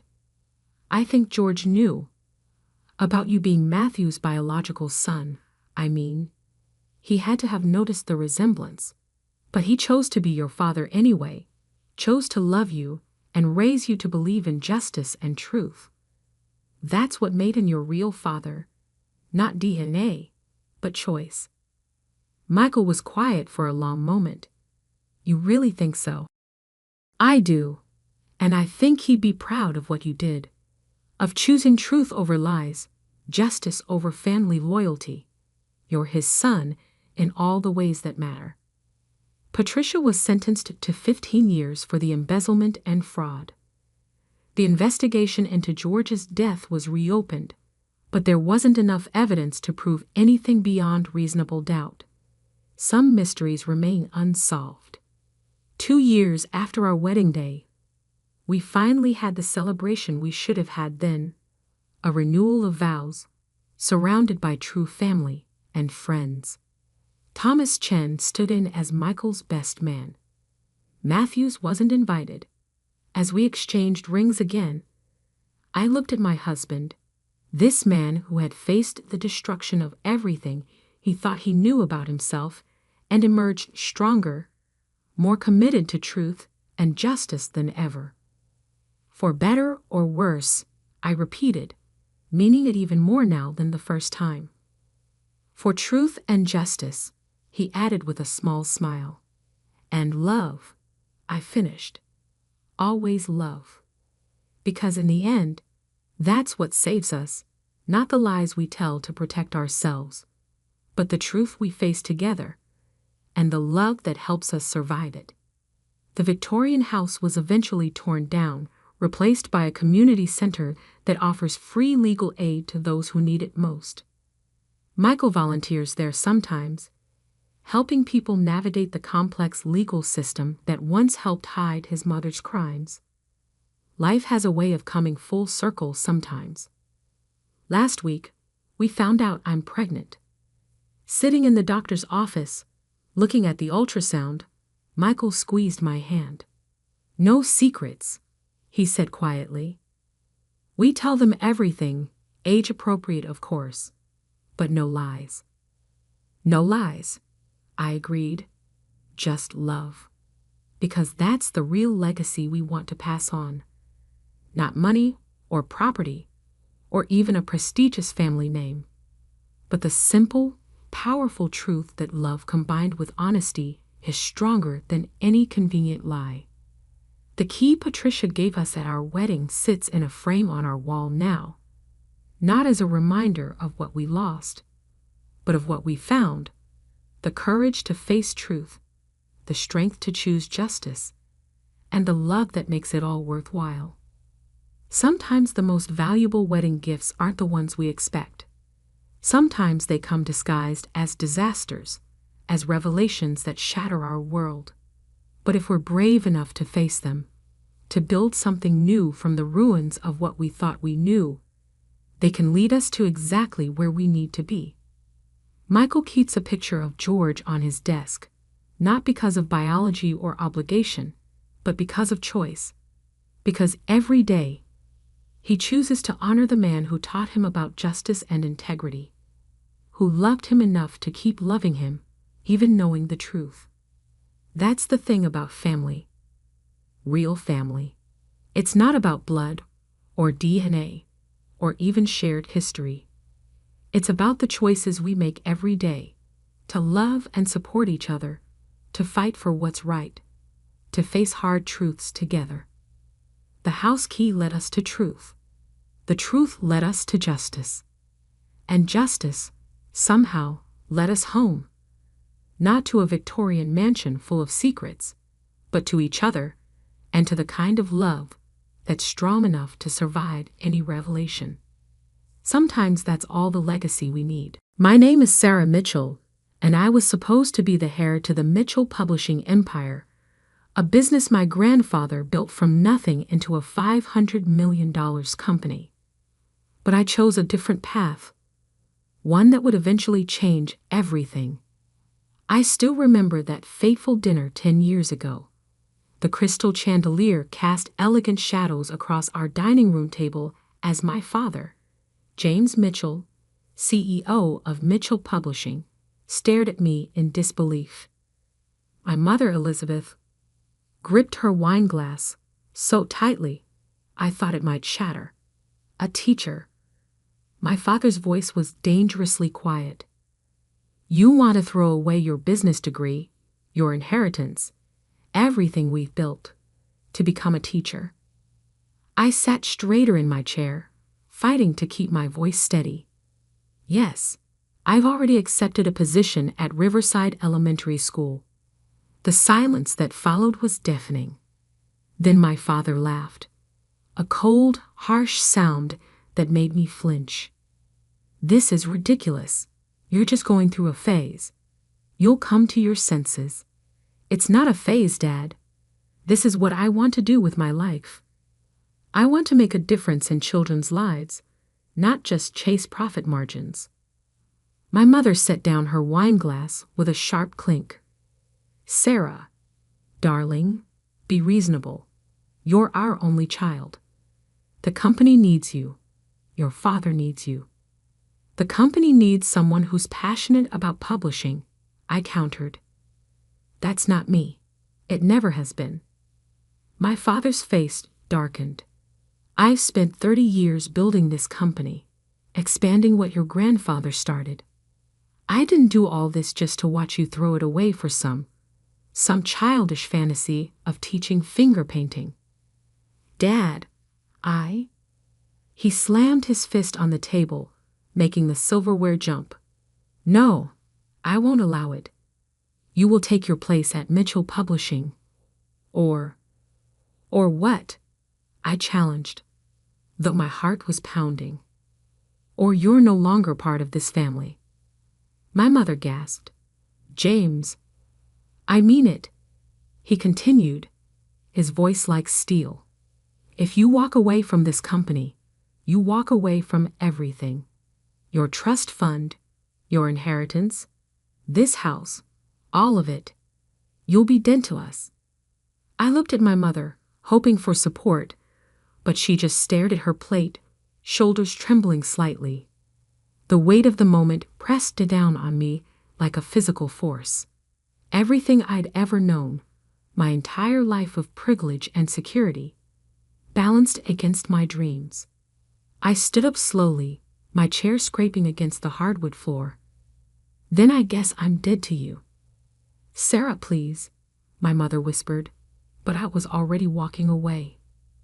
That night, I packed what I could into my car, some clothes, my laptop, and a few precious photos. The trust fund would be gone by morning, I knew. My father never made idle threats.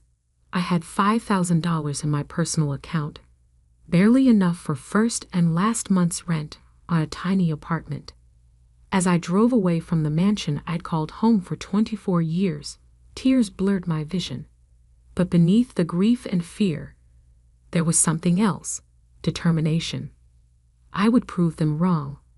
I would show them that success wasn't just measured in dollar signs and profit margins. My first apartment was a studio in a rundown building on the east side of town.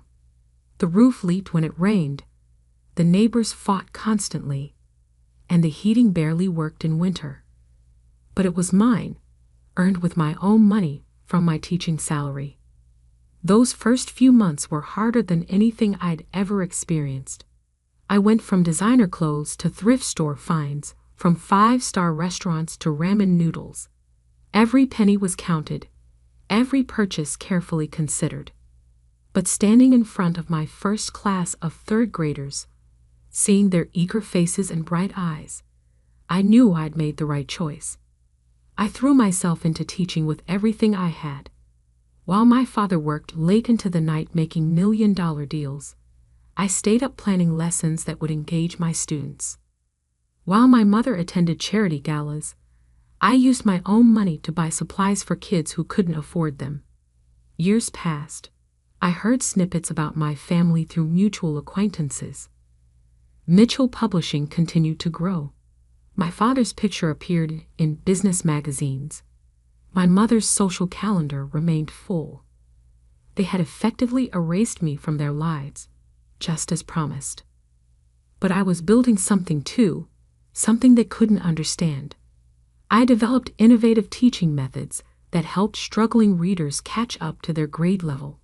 I started an after-school program for kids whose parents worked late. I pursued my master's degree in education at night, determined to become the best teacher I could be.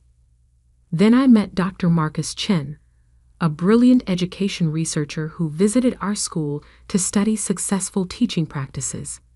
He observed my classroom for a week, taking copious notes and recording my lessons.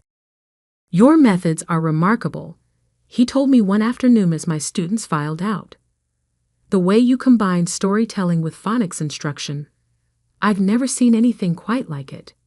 I shrugged, embarrassed by the praise. "I just do whatever works for my kids." "Have you ever thought about developing this into a formal curriculum? Something that could help teachers everywhere?" I hadn't, but the idea took root. Over the next year, working with Dr. Chen, I documented everything I'd learned about teaching reading. We conducted research studies, gathered data, refined the methods. The results were extraordinary. Students using my curriculum advanced an average of 2 grade levels in reading within 1 year. Education companies started calling. Publishers wanted to distribute the curriculum nationwide. Speaking invitations arrived from teaching conferences. Suddenly, the girl who'd walked away from a publishing empire was building something of her own. I called it Read Right, a comprehensive literacy program that combined traditional phonics with storytelling and emotional engagement. Within 2 years, it was being used in schools across the country. The royalties started small, but grew steadily. I used the money to create a foundation that provided free books and teaching materials to underfunded schools.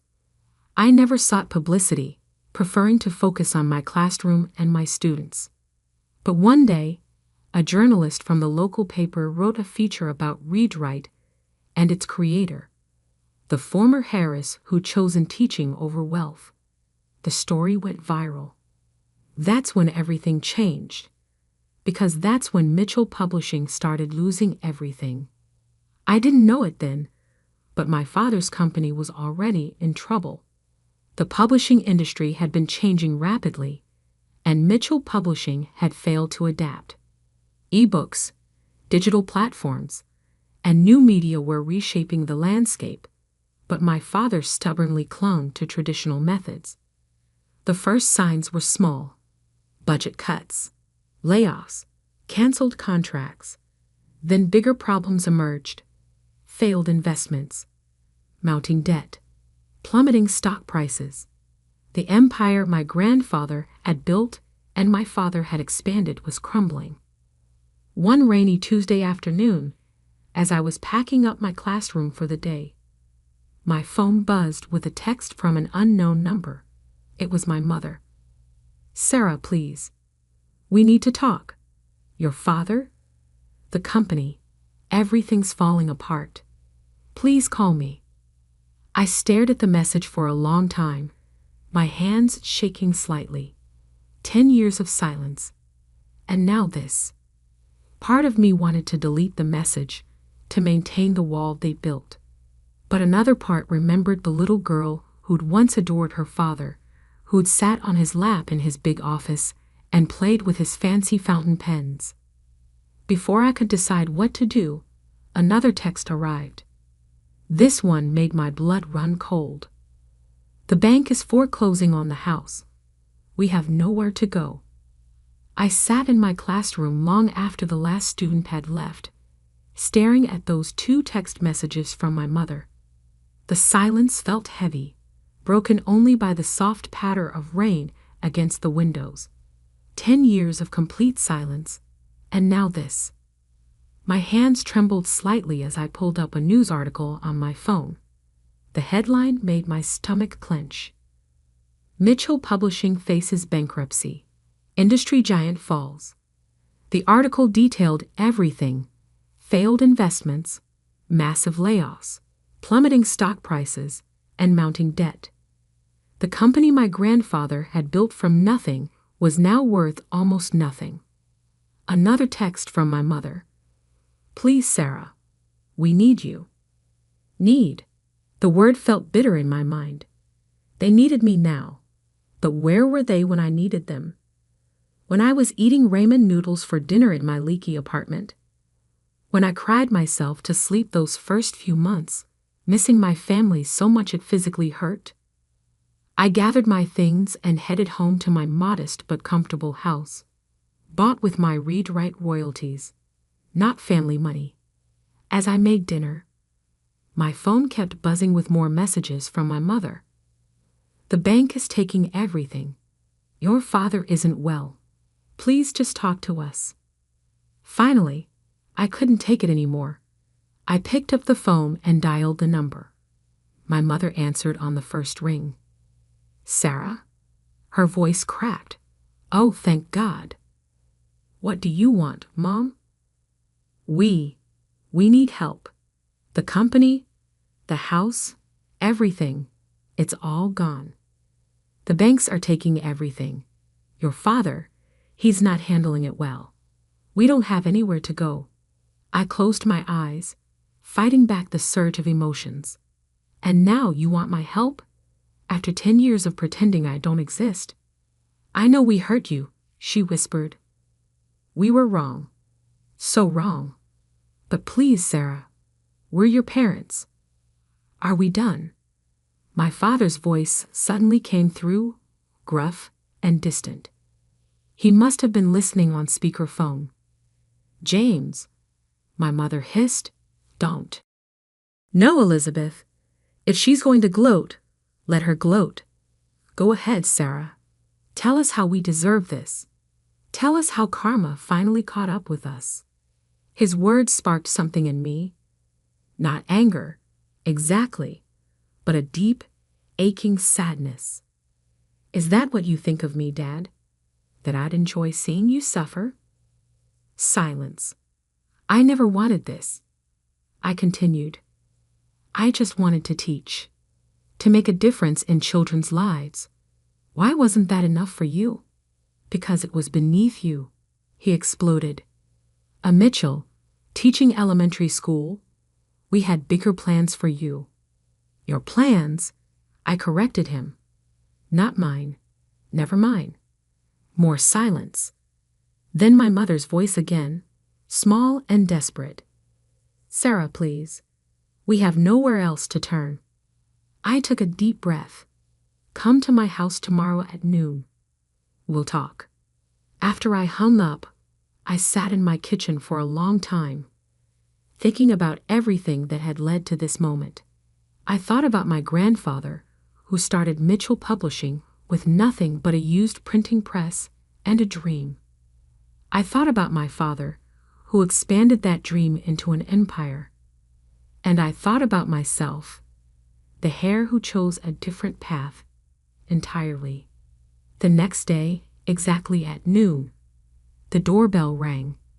I opened it to find my parents standing there, and the sight of them shocked me. My father, once the picture of corporate success in his expensive suits, wore wrinkled chackies and an old polo shirt. My mother's designer clothes had been replaced by simple jeans and a sweater. They looked older, smaller somehow. Come in, I said, stepping aside. They entered hesitantly, looking around my home with a mixture of curiosity and something else. Was it shame? The house wasn't fancy by their standards, but it was warm and welcoming, filled with books and student artwork and comfortable furniture. Would you like some coffee? I asked, falling back on politeness to ease the tension. They nodded, and I led them to the kitchen. As I prepared the coffee, I could feel their eyes on me, taking in every detail of my life that they'd missed. Your house is nice, my mother offered. It's mine, I replied simply, paid for with my own money. My father shifted uncomfortably. Sarah, about the company. I know. I cut him off. I've read the news. The digital revolution caught up with you, didn't it? He flinched. We thought print would always have its place. We didn't see the changes coming fast enough. And when we finally tried to adapt, he spread his hands helplessly. What exactly do you want from me? I asked, placing their coffee cups on the table. My mother reached for her purse and pulled out a thick folder. We've been following your success with Read Write. It's extraordinary what you've built. I almost laughed at the irony. Now you think it's extraordinary. 10 years ago, you thought teaching was beneath me.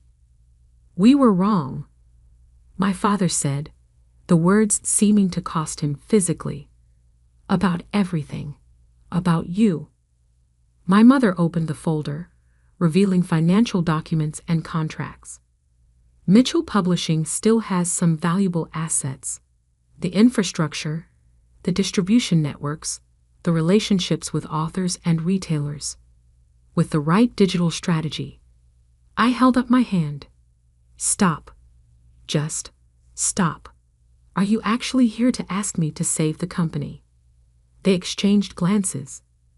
We thought, my father said carefully, given your success with educational publishing, maybe I'd want to swoop in and rescue the family business. The same business you threw me out of. Sarah, my mother pleaded, we know we don't deserve your help, but this isn't just about us. There are hundreds of employees who will lose their jobs, authors who depend on us, your grandfather's legacy. Don't, I snapped.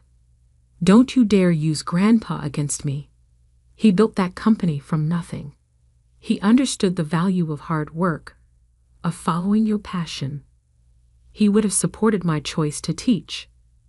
My father's face darkened. You don't know that. Actually, I do. I stood and walked to my home office, returning with a framed letter. He wrote this to me just before he died, when I was still in college. I never showed it to you. I handed the letter to my father, watching as he read it, my mother peering over his shoulder. I knew the words by heart. My dearest Sarah, your father tells me you're struggling with your future, torn between the company and your dream of teaching. Let me tell you something. I didn't build Mitchell Publishing because I wanted to be rich. I built it because I loved books, loved the way they could change lives and open minds. If teaching is your passion, if that's how you want to change lives, then follow that path with all your heart. Success isn't measured by the size of your bank account, but by the lives you touch. All my love, Grandpa. My father's hands trembled as he lowered the letter. He never said. You never asked, I replied quietly.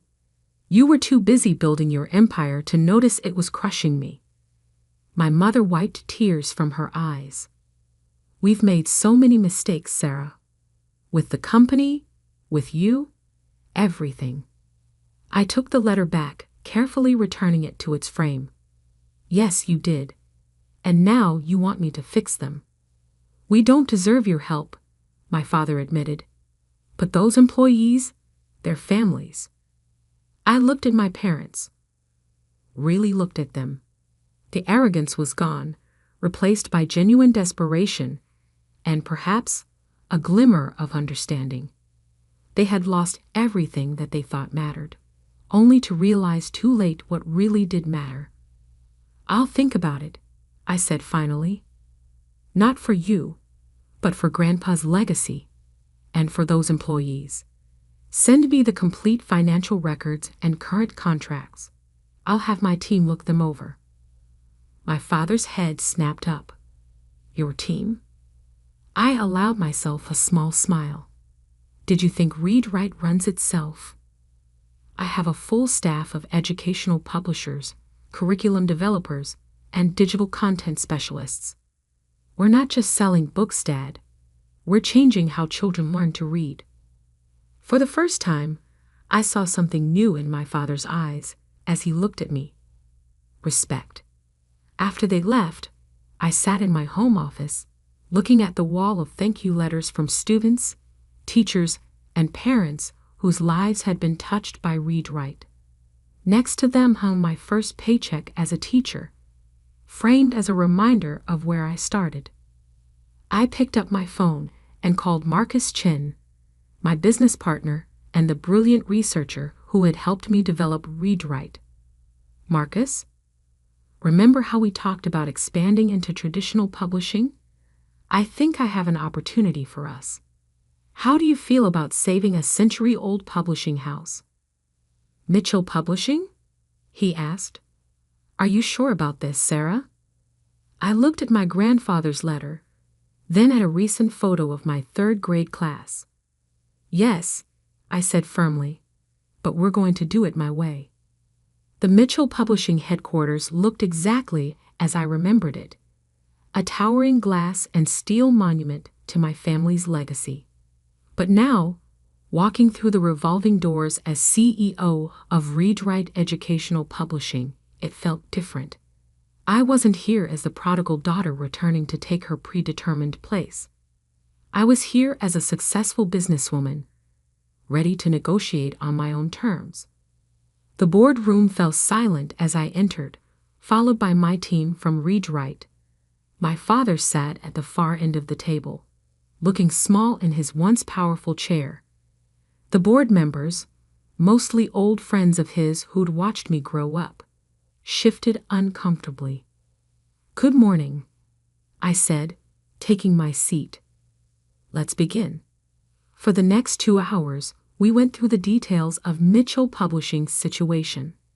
The numbers were worse than I'd imagined. The company wasn't just failing, it was hemorrhaging money. Traditional print sales had plummeted, digital initiatives had faltered, and attempts to enter the e-book market had come too late. "As you can see," my father concluded, his voice heavy, "we need immediate intervention to save the company." I opened my laptop and pulled up a presentation. "I've reviewed everything, and I have a proposal. Read-Write is prepared to acquire Mitchell Publishing." Murmurs rippled through the room. My father's face paled. "However," I continued, "this won't be a simple bailout. We're going to completely restructure the company." I laid out my vision. Mitchell Publishing would be divided into 2 divisions. The first would focus on educational publishing, merging with Read-Write's existing operations. The second would handle general publishing, but with a completely new digital-first approach. "This means significant changes," I explained. "We'll need to cut executive salaries, eliminate redundant positions, and invest heavily in technology. Some of you won't like these changes. Some of you won't survive them. You can't just come in here and—" One board member began, but I cut him off. "Actually, I can. You have 2 choices. Accept our offer or file for bankruptcy. Those are your only options." My father spoke up, his voice quiet. "And what about current management?" I met his eyes. "All executive positions will be re-evaluated, including yours, Dad." The room erupted in protests, but I held up my hand. "This isn't personal. This is business. Isn't that what you always taught me, Dad?" He flinched at having his own words used against him, but said nothing. "I'll give you 1 hour to discuss the proposal," I said, standing. "But remember, the alternative is losing everything." In the hallway, Marcus squeezed my shoulder. "You okay?" I nodded. "They'll take the deal. They have no choice." And they did. By the end of the day, the preliminary paperwork was signed. Read-Write would acquire Mitchell Publishing, saving the company but transforming it completely. As I packed up my things, my father appeared in the doorway. "You've grown. Formidable," he said quietly. "I learned from you, Dad, just not in the way you intended." He stepped into the office, looking around at the space that had once been his. "I spent so many years in here, thinking I was building something great. I never realized I was destroying something even more important." "Our relationship," I said. He nodded. "I was so focused on the company, on maintaining the Mitchell legacy, that I couldn't see you were creating your own legacy, one that might be even more meaningful than mine. I thought about my students, about the millions of children learning to read through Read-Write's programs." "Different?" I corrected him. "Not better or worse, just different." He moved to the window, staring out at the city skyline. "Your grandfather would be proud of you, not because you're saving the company, but because you followed your heart. He'd be proud of you too, Dad. If you can learn from this, it's not too late." He turned to face me, and I saw tears in his eyes. Will you teach me? How to start over?" Something broke inside me. The last wall I'd built around my heart after all these years. "Yes," I whispered. "Yes, I will." The transformation of Mitchell Publishing wasn't easy. Over the next year, we weathered protests from old guard executives, resistance to digital changes, and the pain of necessary layoffs. But we also hired young, innovative employees, launched successful digital platforms, and expanded our educational publishing reach globally. My father stepped down as CEO, but took on a new role, mentoring young authors and editors. He found, to his surprise, that he loved working directly with creative people instead of just managing spreadsheets. My mother, after some soul-searching, started a literacy program for adults, using read-writes methods to help parents learn alongside their children. 1 year after the acquisition, I stood in my 3rd grade classroom, teaching my regular morning lessons. I had refused to give up teaching completely, though I now only taught part-time. A knock at the door interrupted our reading circle. It was my father. "Sorry to interrupt," he said, smiling at my students. "I'm here for Career Day." The children looked up excitedly. We'd been preparing for Career Day for weeks, with parents coming in to talk about their jobs. I hadn't expected my father to volunteer. "Class, this is my dad," I said. "He works in publishing, helping people tell their stories." My father sat down in our reading circle, looking somewhat out of place in his business casual clothes among the tiny chairs and colorful rugs. But as he began to talk about the magic of books, about how stories can change lives, I saw something wonderful happen. The corporate executive disappeared, replaced by a man who remembered why he'd fallen in love with publishing in the first place.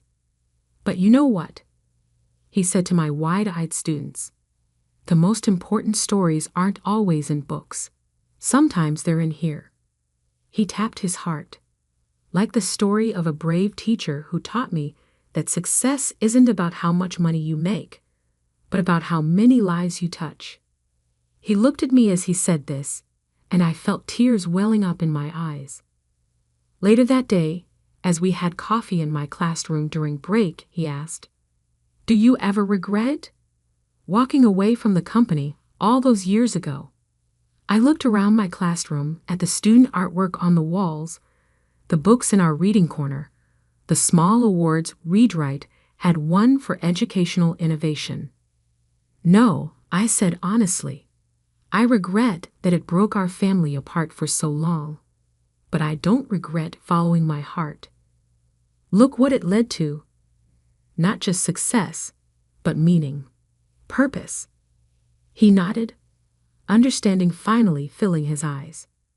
"You know, when you first said you wanted to be a teacher, I thought you were choosing a smaller life. I was wrong.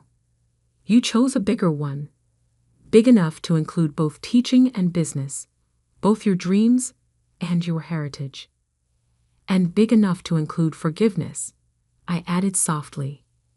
That evening, I had dinner with my parents in their new home, a modest but comfortable house, bought with my father's salary from his new position.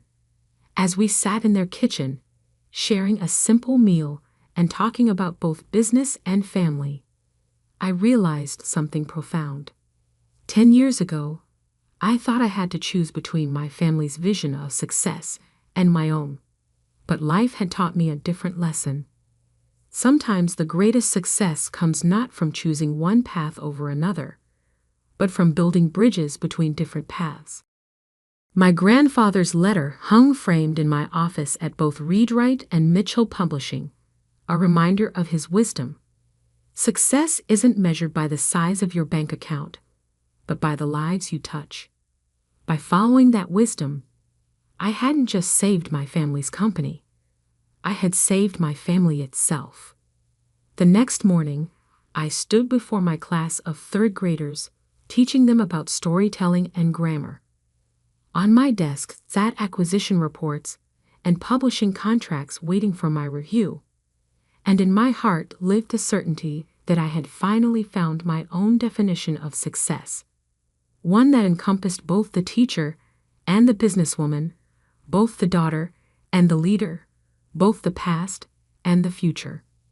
Sometimes, being disowned by your family leads you to build something greater than they ever imagined. Not out of spite or revenge, but out of the pure, simple desire to follow your heart and make a difference in the world. And sometimes, if you're very lucky, it leads you right back to them. Not as the person they wanted you to be, but as the person you were always meant to become.